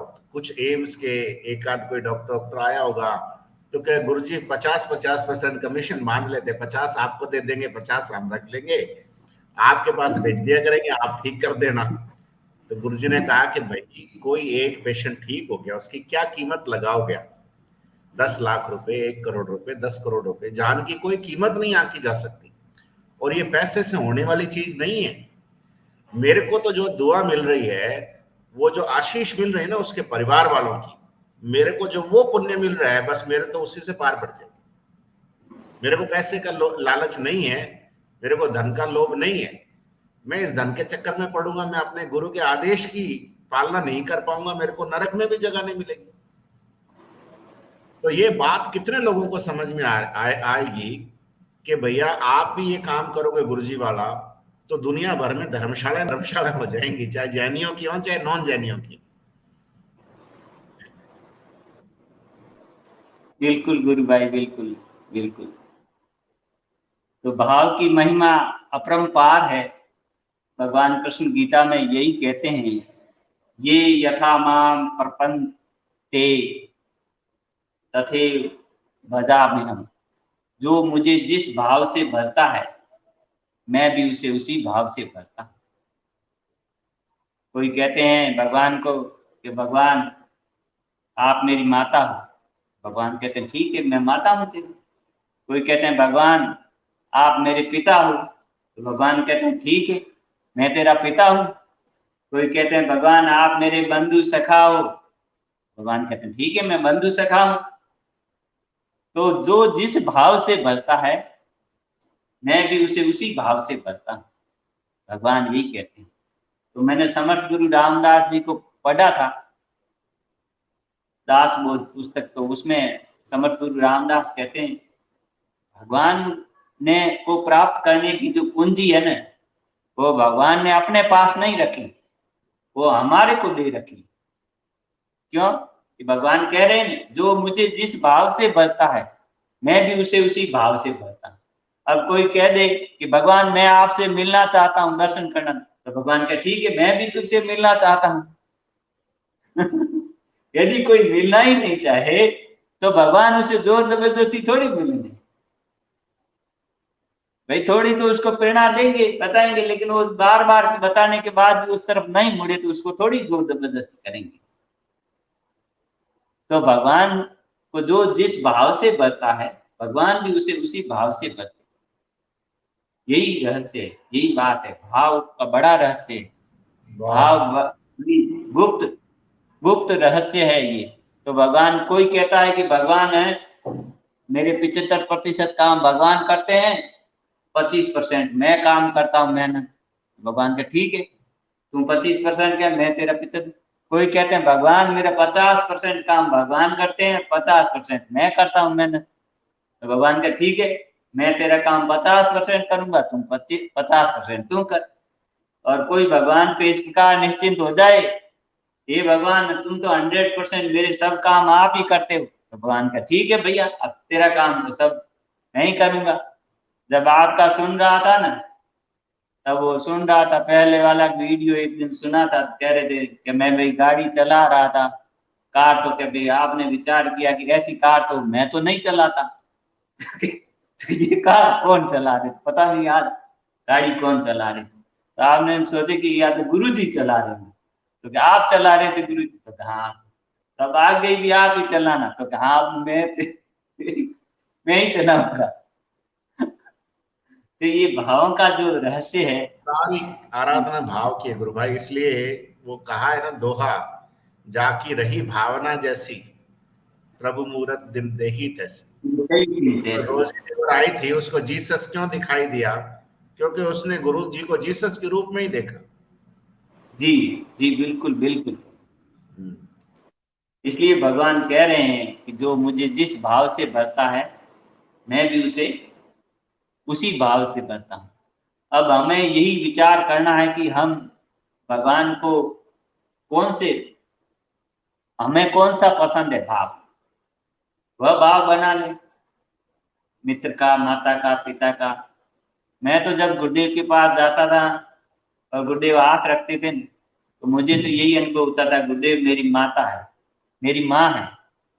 क्योंकि छोटा था बचपन में, जब माँ चल बसी, और पूरी मुझे ये बता, दुनिया में जो सबसे अनमोल चीज है वो माँ होती है। तो मुझे गुरुदेव के पास जाने के बाद माँ जैसा एहसास। और कई बार नींद के अंदर सपने आते थे, मैं रो रहा हूँ जोर जोर से और कह रहा हूँ, गुरुदेव आप कहाँ गए, आप कहाँ गए, दिखाई नहीं। तो थोड़ी देर में आवाज आती थी, मैं यही हूँ बेटा, मैं कहीं नहीं गया। तू सोचता मैं कहीं दूर गया, कहीं नहीं गया, मैं तेरे पास हूँ सदा। मुझे हमेशा मतलब ऐसा ही एहसास हुआ, जैसे बच्चे का माँ जैसे ख्याल रखती है, ऐसे ही गुरुदेव मेरा ख्याल रखती है। ये मुझे इसकी एक अनुभूति, और मैं आपको बात बताता हूँ कि 2012 की बात है कि 2012 में मुझे मेडिकल कॉलेज से कम्युनिटी मेडिसिन डिपार्टमेंट में मैं था, वहां से मुझे उमेद हॉस्पिटल में पीडियाट्रिक डिपार्टमेंट में मेरा ट्रांसफर हो गया। तो मैं पहले वहां था तो थोड़ा आराम से, तसल्ली से, चैन से बैठा था, अफसर भी अच्छे थे। लेकिन 2-2.5 साल पहले गुरुदेव ने मुझे आवाज दी थी, ऐसी आवाज आई थी, अनुभूति कराई थी, तुम्हें रिसर्च लैब में लगाया जाता है। तो मैं ये सोच रहा था रिसर्च लैब कहाँ है, रिसर्च लैब कहाँ है, कॉलेज में तो रिसर्च लैब में। फिर देखा तो थोड़े समय बाद तो रिसर्च लैब का एक ऐसा वो उद्घाटन करते हैं, वो दीवार का वो शिलान्यास हुआ। मैंने कहा अभी शिलान्यास हुआ है, इसको रिसर्च लैब कर रहे हैं, हो सके वहां लगा दे। 6 महीना, साल भर, साल 2 साल हो गए, बन गए। बार बार विचार आता था तुझे रिसर्च लैब में लगाया जाता है। तो मैंने कहा गुरुदेव मुझे ये कह रहे थे, गुरुदेव कुछ उसके बारे में कहना चाहते थे, फिर भी मैंने उसको अच्छी तरह समझा नहीं, ज्यादा ध्यान नहीं दिया। फिर मुझे 2-2.5 साल बाद मेरा ट्रांसफर अचानक वहां से वहां हो गया, मुझे पता नहीं चला। ट्रांसफर हो गया, दूसरे जिसका ट्रांसफर हुआ उसने ज्वाइनिंग दे दी, मैं वहां चला गया। तो उस दिन जब मैंने गया था, 23 अगस्त था, गुरुवार था, और 2012।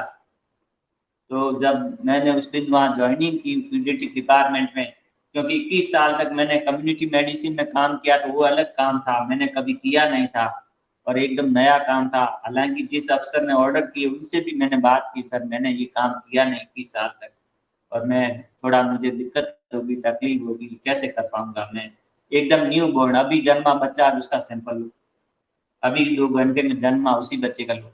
और मैंने तो नहीं दिया, 50-60 वाले का भी सैंपल लिया ही नहीं, खाली इंजेक्ट किए थे, छोटे बच्चों के इंजेक्ट किए थे, मैंने सैंपल कलेक्शन का काम किया नहीं।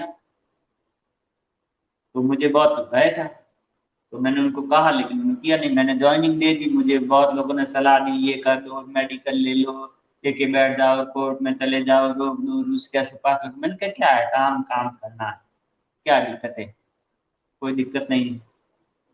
तो ये सोच करके, लेकिन जब मैं 23 अगस्त को ड्यूटी ज्वाइनिंग की, करके आया, घर में आके सोया, तो मुझे, आज गुरुवार है, गुरुदेव के जाना है और सानिध्य में, और वहां जाते थे हर गुरुवार को, और ऐसे भी कभी फ्री होते थे तब भी चले जाते थे। तो गुरुदेव ने वहां, जब दिन में सोया तो मुझे झपकी आई, तो गुरुदेव ने मुझे 2 थप्पड़ लगाए, एक इस गाल पे और एक इस गाल पे, गुरुदेव ने मुझे थप्पड़ लगाए। तो मैं एकदम यूं झपक के उठा, एक दिन में तो गुरुदेव ने मुझे थप्पड़ लगाया। गुरुदेव ने थप्पड़ क्यों लगाए? गुरुदेव ने थप्पड़ इसलिए लगाए कि मैंने 2-2.5 साल बाद पहले बताया था तुझे, तुझे वहां नहीं जाना है।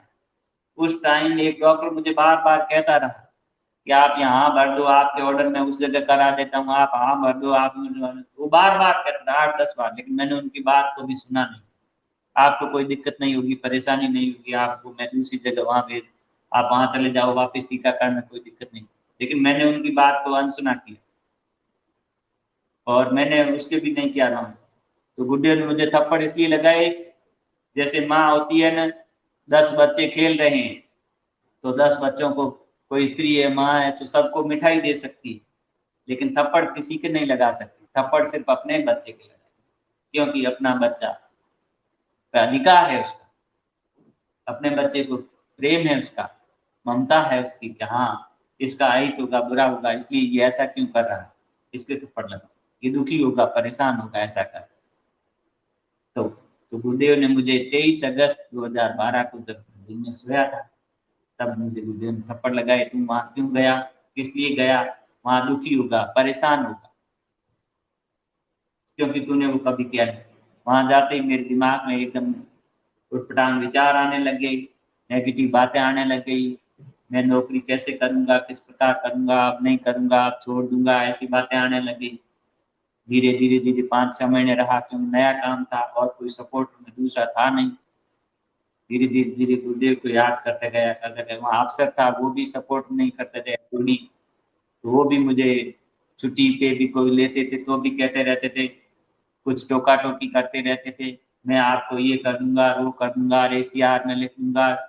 क्योंकि मैंने इतने साल सर्विस में कभी ऐसे सुना ही नहीं, किसी ने कुछ कहा ही नहीं, कभी भी किसी अफसर ने चला करके कोई बात ऐसी नहीं की। पहली बार मुझे ऐसे ऐसे मैं तो अजीब गरीब, तो वो नेगेटिव थॉट के थे तो नेगेटिव आने करते थे, बिल्कुल पूरे नेगेटिव थे अफसर एचओडी। तो दूसरे भी कह रहे थे भाई हाँ ये तो इस तरीके के इस विचारों के। तो साल 1.5-2 साल तो चला, फिर गुरुदेव ने मुझे दिखाया कि अब वो तुझे कुछ नहीं कहेगा, अब तुझे वो कभी कुछ भी नहीं कहेगा, कुछ भी नहीं बोलेगा, कुछ भी नहीं, अब तू चाहे जो कर। फिर मैं छुट्टी लिखता, उसके चैम्बर पे अंदर रख के चला जाता, उसके टेबल पे पड़ी रहती, वो रोज आते बैठते 10-10 15-15 दिन, लेकिन कभी नहीं देखते कि ये क्यों लिखी, किस लिए लिखी, कब गए, कहाँ गए, आप कभी देखते नहीं। गुरुदेव मुझे बताते अब तेरा कोई कुछ नहीं करेगा, अब तेरे कुछ। तो गुरुदेव ने इस प्रकार मुझे वो बात समझाई की, और फिर गुरुदेव ने मुझे वापस हौसला बढ़ाया, और फिर मेरा मनोबल बढ़ाया, और फिर मुझे बल दिया कि अब तेरा समय ठीक है, अब तुम निरंतर है, अब कोई नहीं, अब तुझे कोई दिक्कत नहीं आने वाली। और 2-2.5 साल के बाद में अफसर खुद चेंज हो गया, एचओडी भी दूसरा आ गया, बदल गया, और रिटायरमेंट पे चले। इतना मतलब उसके बाद में गुरुदेव ने मुझे मतलब इसलिए थप्पड़ मारी, कितने दुलार करते हैं, कितना ख्याल रखते हैं। एक बार तो ये अनुभव है कि मैं गुरुदेव जब भी यहाँ रहते थे, आते थे, तो जाते थे गुरुवार को, लेकिन कभी कभी ऐसे भी हो जाता, सवेरे ध्यान करते थे, ड्यूटी पे जाते, सोचते कि अभी दिन में दर्शन देंगे तो ड्यूटी के टाइम ही। एक बार मेरे मन में हुआ अभी 9-10 बजे हैं, गुरुदेव दर्शन देंगे 9 से 10 के बीच में, तो मैं चला जाता हूँ दर्शन। मैं चला गया वहाँ आश्रम, स्टाफ वालों को बता के मैं कहाँ चलूँ। जैसे ही वहाँ गया, मैंने ध्यान किया, गुरुदेव के सानिध्य में बैठे, गुरुदेव ने सबसे कराया, था अंदर से आवाज आई, आने लगी, तू यहाँ क्यों आया, तू किस लिए आया, तुझे पता नहीं है जहाँ तू काम करता है वहां मैं तेरे साथ होता हूँ, हर समय तेरे साथ रहता हूँ, ये अनुभव मैं तुझे हर समय कराता हूँ। ऐसे दौड़ दौड़ भाग भाग के तुम कब मेरे पीछे कहाँ आता रहेगा, हर समय काम छोड़ छोड़ के या ऐसे करके, तुम्हें पता नहीं है कि मैं तेरे साथ हूँ, हर समय साथ हूँ, हर काम में साथ हूँ। तुझे वहां अनुभव नहीं होता, नहीं कराता अनुभव, तुझे काम में मदद नहीं कराता, किसी काम में मदद नहीं कराई, फिर मैं तेरे साथ हूँ, तू मेरे साथ ही हूँ, भाग भाग के कब तक आएगा। जब गुरुदेव ने इतना तगड़ा उस दिन अंदर से आवाज आई, इतना समझाया कि उसके बाद से कभी काम छोड़ के और नहीं गया, कभी नहीं गया मैं। गुरुदेव तो ऐसी बात समझा रहे हैं कि अब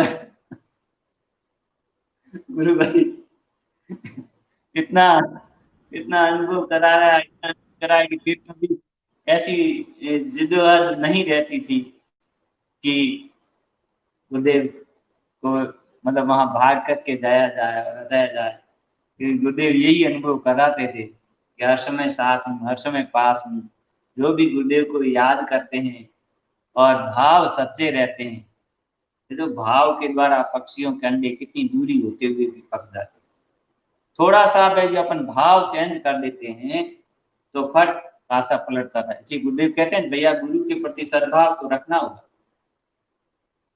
सद्भाव तो रखना होगा। तो भगवान भी यही कहते हैं कि जो मुझे जिस भाव से भरता है मैं भी उसे उसी भाव से भरता हूँ। भाव का बड़ा रहस्य। कहते हैं कि एक मैंने पुस्तक में लेख पढ़ा था कि एक राजा कहीं जा रहा था, तो उसको प्यास लगी, तो कहीं रास्ते में रुका किसी किसान के खेत पर, और उन्होंने कहा भाई मुझे वो प्यास लगी है। तो राजा साधारण से कपड़े पहने हुए थे, ऐसे ही जा रहे थे, ऐसे राज साथ में नहीं थे। तो उन्होंने कहा भाई ठीक है। वो किसान गया, गन्ने का खेत था, तोड़ा और गन्ना लेके आया और रस निकाला और पिलाया। थोड़ा सा गन्ना तोड़ा, रस निकाला और पिलाया, और बहुत मीठा था। राजा ने पिया और देखा, उसने थोड़ा सा टुकड़ा तोड़ा था, उसमें बहुत सारा रस निकला। राजा के मन में विचार आया कि अरे इसके तो गन्ना भी बहुत होता है और थोड़े से टुकड़े में बहुत सारा रस निकला है, और ये खेती में तो टैक्स वैक्स तो कम ही देता करता है और राज्य में कम आमदनी होती है, इसको बढ़ाना चाहिए। इतने में राजा के अंदर ये विचार आया कि अरे भाई मेरे प्यास बुझी नहीं है, थोड़ा और लेके आओ। तो दोबारा गया, तो किसान दोबारा गया निकालने, तो दो चार टुकड़े उसने तोड़े, तो रस भी कम निकला, और और राजा को दिया तो मीठा ही करना। तो उसने राजा ने पूछा कि मैं देख रहा था कि पहले तो आपने आधा टुकड़ा तोड़ा था, उसमें बहुत सारा रस निकला था, अब कि मीठा भी नहीं है, आपने बहुत सारे टुकड़े तोड़े रस। तो उसने कहा कि जरूर हमारे यहाँ राजा के जो नियत में कुछ फर्क आ गया है कि हमारे यहाँ जो देश का राज्य है, जरूर उसके राज्य के नियत में जो फर्क आ गया है, इस कारण से ये जरूर ऐसा हुआ है, बाकी कोई कारण। तो राजा को पता चला कि देखो कितनी मतलब भावना की कितनी शक्ति काम कर रही है। मेरे थोड़े से विचार बदलते ही, थोड़े से विचारों के चेंज होते ही प्रकृति ने कैसा रूप बदला। तो ये जो प्रकृति है वो ईश्वर के आदेश से काम करती है। भगवान गीता में ये कहते हैं, मैं इस सरासर प्रकृति का जो, इस माया का जो अध्यक्ष हूँ, और मेरे अध्यक्ष में ये सरासर प्रकृति काम कर रही है। तो जैसे ही हम भाव बदलते हैं, फट उसका वो रूप है, वो प्रकृति उसका फल बदल देती है, तरीका बदल देती है। हम समझ ही नहीं पाते हैं कि अचानक ये कैसे से क्या हो गया, अभी तो ठीक था, अभी ये कैसे हो गया, अभी ये उल्टा था। कह रहे कहीं और पढ़ा था कि पहले गांव में भोले भाले ऐसे लोग रहते थे, तो माँ बेटी दोनों माँ अपने बेटी को लेकर के अपने पियर जा रही थी पैदल पैदल। इतने में कोई घुड़सवार पास में निकला, तो ऐसे ही धीरे धीरे बतलाए बात की। तो उसने कहा बेटा, उसने कहा कि बेटा कहाँ जा रहा है इधर। तो उसको, बच्चे होते हैं अपने ननियाल जलने के लिए उतावले होते थे पहले, ननियाल जाना, ननियाल जाना, नाना नानी मामी सब मिलेंगे, मुझे ननियाल जाना। तो उसने किसी कहा भाई इसको, ये बेटी को भी भाई इसको जल्दी है जाने की, मैं तो चल रही हूँ, इसको तुम चढ़ा के ले जा। तो उसने नहीं, ना कह दिया। तो उसने कहा कि ठीक है। थोड़ा सा आगे गया, 100-1 मीटर थे, तो वापिस मुड़ा। तो उसने कहा कि नहीं नहीं, वापिस मुड़ के घुड़सवार आया कि नहीं आप। तो उसने पहले तो उसने कहा था बेटा इसको ले जा, तो घुड़सवार वापिस मुड़ के आया। तो उसने कहा कि अब मैं ले जाऊंगा इनको, इसको बिठा दो। तो उन्होंने कहा नहीं बेटा, अब वो मेरा बेटा नहीं रहा जिसके साथ मैं मेरी बेटी भेजता, क्योंकि मुझे अब तू वहां जाकर के पीछे मुड़ा है, तो अब मुझे तेरे भाव पता लग गए हैं। तो यदि पहले ही चरण में वहां भरता और ले जाता, तो मेरा बेटा था, मैंने तुझे बेटा कहा था, तूने अब तुझे तेरे भाव कुछ और हो गए हैं, इसलिए अब मैं मेरी बेटी को तेरे साथ नहीं भेजूंगा कि तू गांव में जल्दी छोड़। भाव बदलते ही उसने भाग लिए। तो ये भावों की महिमा है। और ये भावों का विज्ञान है। अब हम क्या है कि बुद्धि के बढ़ जाने से कुछ भावों के जगत से हट गए हैं। पहले भाई भाई के अंदर इतना प्रेम था। अब माँ जब होती थी और बेटे दूर जाते थे तो माँ कह देती थी कि आज मेरे बेटे के ठीक नहीं है, आज पति के ठीक नहीं है, आज मेरे भाई के ठीक नहीं है। वो भावों के द्वारा पहचान लेते। कर्म तो है ना,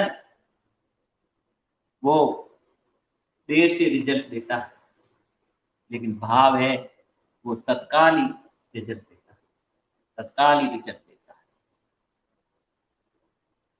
महीना पूरा होने पे तनख्वाह मिलती है, 1 महीने ड्यूटी जाओ, लेकिन भाव यदि उसी समय बदल गया, उसी क्षण प्रकृति और नीति सब कुछ बदलता है, सब कुछ बदलता है। भाव उसी क्षण रिजल्ट देता है, उसी क्षण आदमी का, उसी क्षण यदि थोड़ी देर में देखो तो आदमी की जो शकल है वो बदल जाती है, उसके चेहरे का जो रुख है ना वो बदल जाता है, उसकी आंखों की चमक बदल जाती है क्षण मात्र में। देखो किसी आंखों में, ये भाव की अपरंपार नहीं है। भावों का विज्ञान वैज्ञानिकों ने बहुत प्रयोग किए। जब पौधों के पास से यंत्र लगाए हैं और वहां से गुजरे, जब परोपकारी अच्छे भले विचार करने वालों को गुजरते हैं तो कहते हैं कि पौधे वृद्धि करते हैं, और जब वहां मार काट लूट लड़ाई झगड़े वाले गुजारते हैं तो उनके ग्राफ नीचे गिरते हैं। पेड़ पौधों पर भी भावों का असर पड़ रहा है। पूरी सृष्टि भाव के द्वारा संचालित हो रही है, भाव प्रधान। भाव के द्वारा ही मीराबाई ने जहर को अमृत बनाया, भाव के द्वारा ही उन्हें सांप को हार बनाया।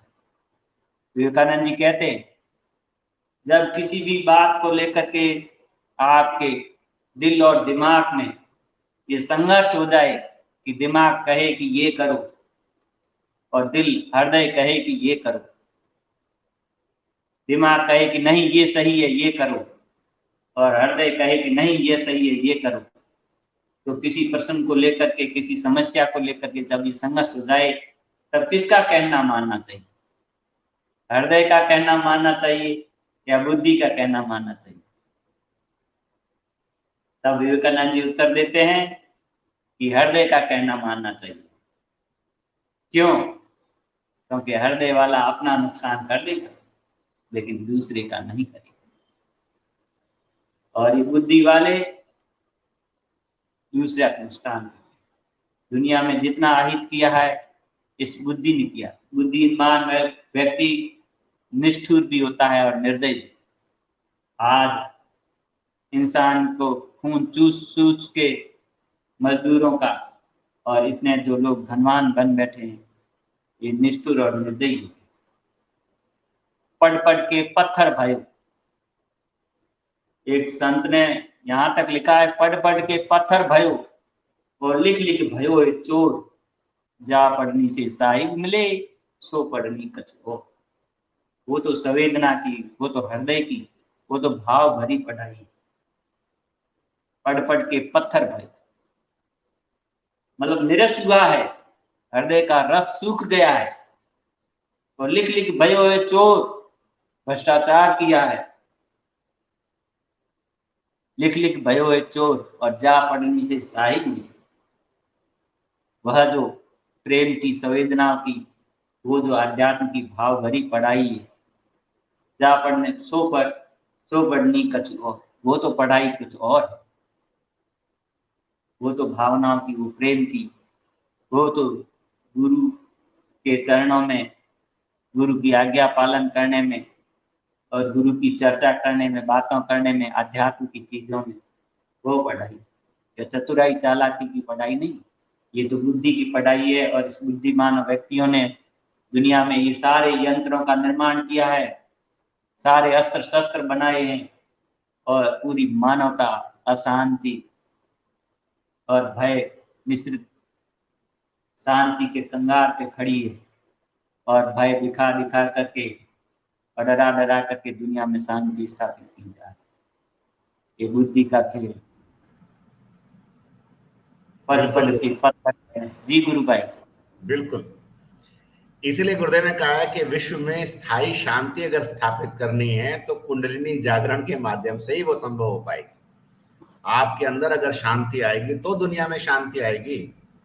आपके अंदर दानव नाच रहे हैं तामसिकता नाच रही है, तो आप तो दूसरे का हित करने के लिए तो सोचोगे।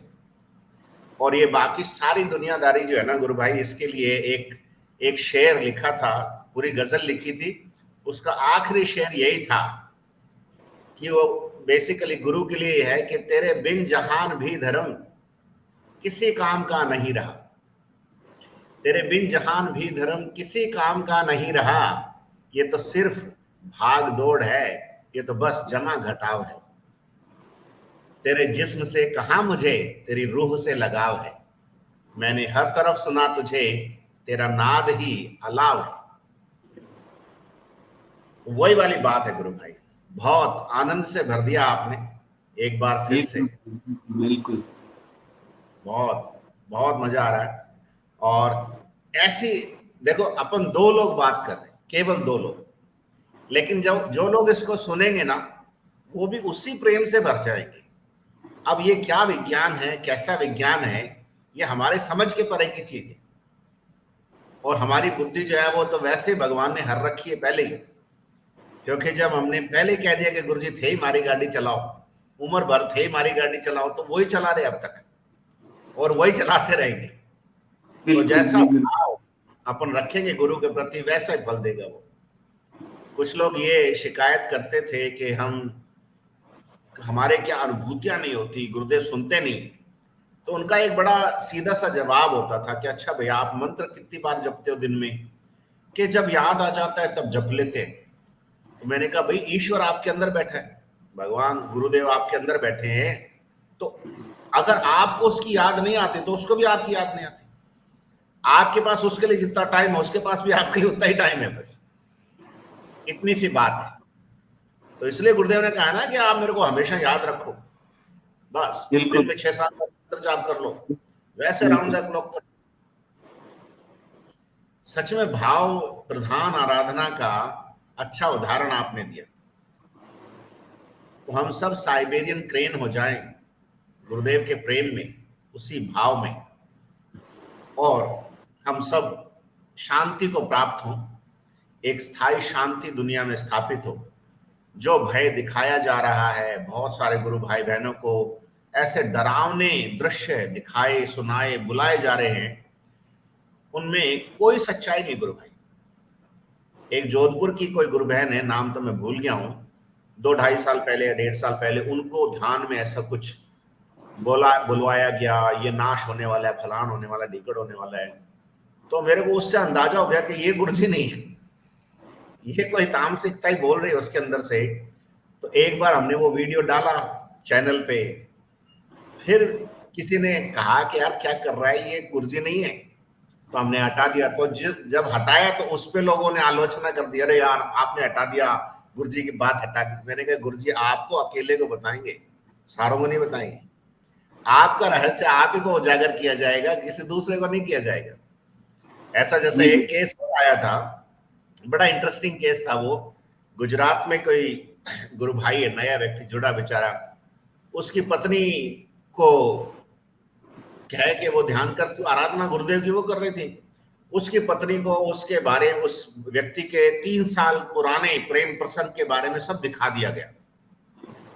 तो उसकी पत्नी ने जो रसादक थी उसने अपने धनी की कुटाई कर दी बेल्टों से, जचा जचा कर।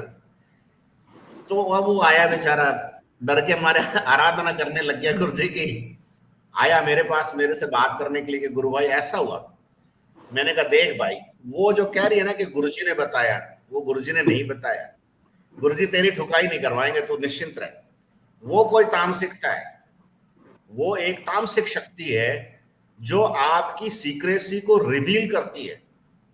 गुरुजी आपकी सीक्रेसी को रिवील नहीं करेंगे, किसी को नहीं बताएंगे। तो अल्टीमेटली क्या हुआ कि वो गुरु बहन ने भी बात की और इन दोनों ने बात की, तो गुरु बहन माने नहीं, तैयार नहीं हो कि नहीं नहीं मेरे अंदर तो गुरुजी बोल रहे हैं। और मेरे को उससे बात करते पता पड़ गया था कि इसके अंदर तामसिकता है। फिर अगले लेवल पे लेके गए, भंवर सिंह जी से बात करवाई ना, तो अंदर से वो तामसिकता बोलने लगी। और वो थी कौन? वो उस व्यक्ति की जिसकी ठुकाई हुई ना बेल्टों से, उसकी दिवंगत माता जी थी, माता जी की आत्मा थी। वो कहे मैं नहीं जाऊं, वो उस लेडी में घुसी हुई और वो कह के मैं नहीं जाऊं। तो भंवर सिंह जी ने कहा भाई तेरे को जाना पड़ेगा, सारे तेरे को भूतिया तो समझ रहे हैं कि नहीं ये मेरा घर है, मैं 30 साल पहले यहाँ थी वहां थी, मेरा धनी है। तो भंवर सिंह जी ने उसको कह दिया तेरा धनी भी तेरे को भूतनी समझता है, अब तू उसकी पत्नी नहीं है, तेरे को तो यहाँ से जाना पड़ेगा।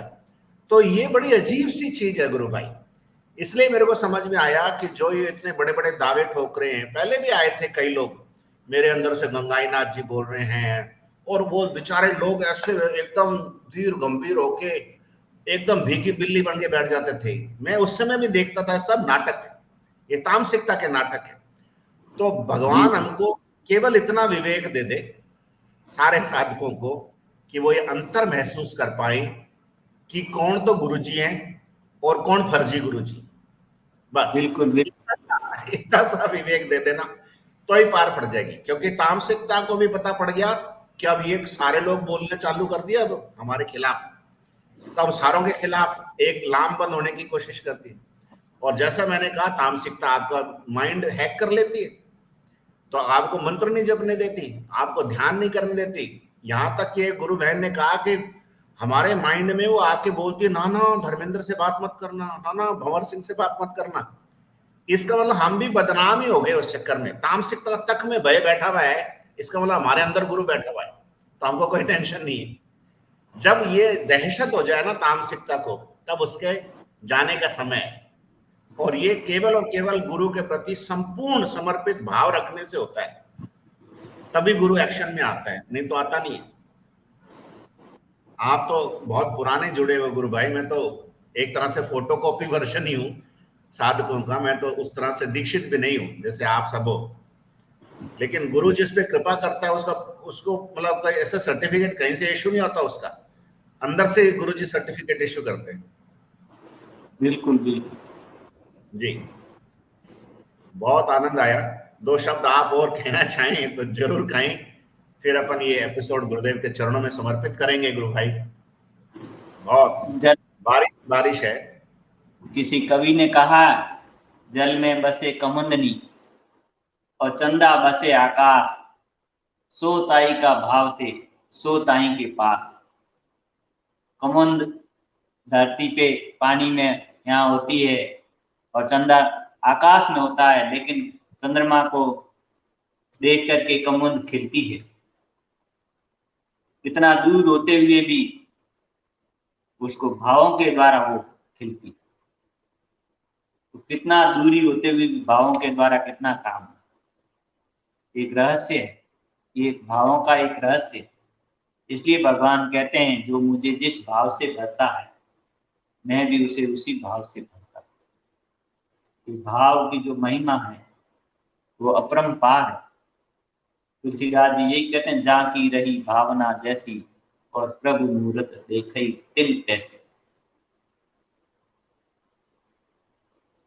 तो हम जितना श्रेष्ठ अच्छा भाव रखेंगे और अच्छा श्रेष्ठ भाव रखते हुए जब कर्म करेंगे, तो हमें वो सामान्य जो कर्म होगा वह भी हमें दिव्य हो जाएगा, वह भी हमें श्रेष्ठ हो जाएगा। अब एक भजन गुरुदेव की कृपा से करते हैं। जरूर गुरु भाई जरूर। सब जहां है जहां तक बदल ही रहा है, सब जहां है जहां तक बदल ही रहा है, जो रहा है वो एक दिन बदल जाएगा। ख्वाहिशें दिल की अब तक न पूरी हुई, कीमती वक्त यूं ही गुजर जाएगा। जो जहां है जहां तक बदल ही रहा है,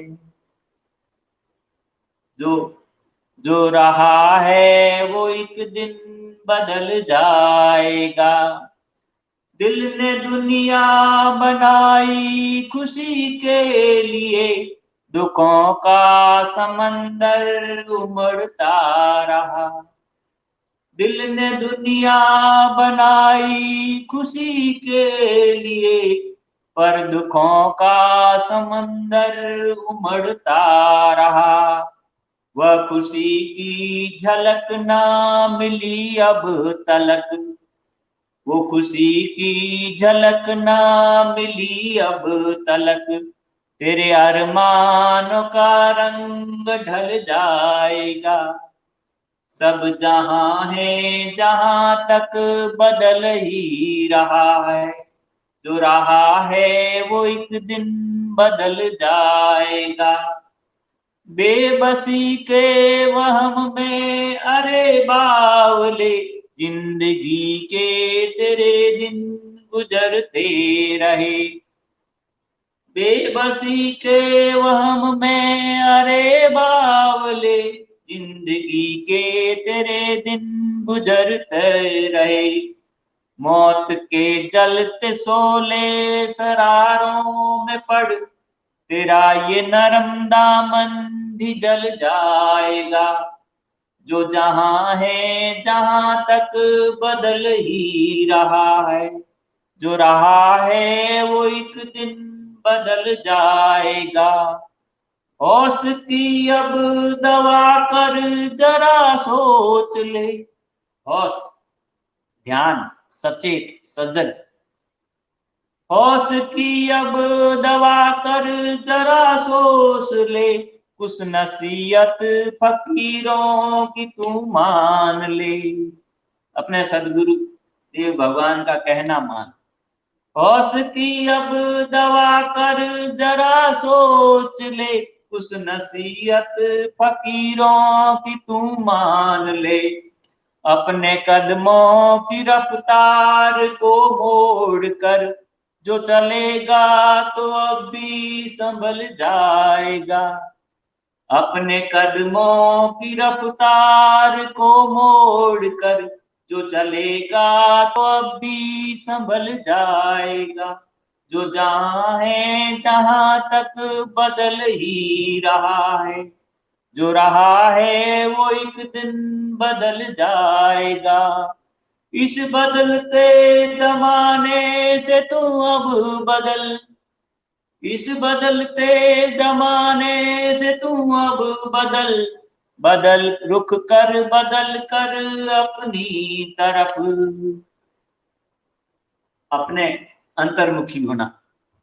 इस बदलते जमाने से तू अब बदल, रुख बदल कर, रुख कर अपनी देख अपनी तरफ।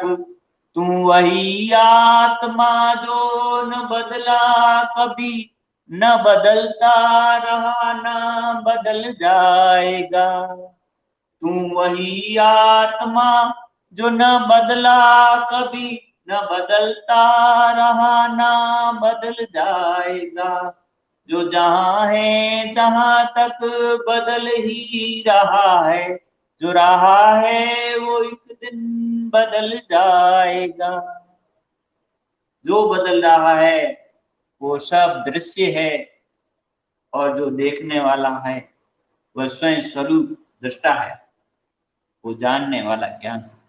इसलिए गुरुदेव कहते हैं ना, भैया ध्यान करते हो तो आप तो दृष्टा भाव से शिष्य तो देखता रहता है कि क्या हो रहा है। तो ये सब दृश्य है जो सब बदल रहा है, और वो अपने आप में दृष्टा भाव में जागृत हो जाता है। बहुत बढ़िया गुरु भाई, आनंद की बारिश के लिए बहुत बहुत धन्यवाद। इस पूरी बात को सुन करके, पूरे सेशन को सुन के, जो 1 घंटा 40 मिनट के आसपास का है, बहुत लोगों के जीवन में वो बदलाव आएगा, वो शांति आएगी। विश्व में स्थायी शांति की शुरुआत इन्हीं तरह की बातों से हो जाएगी, और उसको करने वाला केवल और केवल समर्थ सदगुरुदेव श्री रामलाल जी सियाग हैं, जिनके पावन चरणों में यह एपिसोड अब हम समर्पित करते हैं। और अगली बार जरूर मिलेंगे। आप अपनी यात्रा निपटा के आएं, आनंद से रहें, परिवार के साथ समय बिताएं, और जब आप लौट के आएंगे तो एक नई ऊर्जा के साथ आपके साथ फिर बात करेंगे। तब तक के लिए बहुत बहुत जय गुरुदेव। जय गुरु। जय सभी गुरु गुरुदेव। भाई बहनों को जय गुरुदेव। जय गुरुदेव सर, जय गुरुदेव।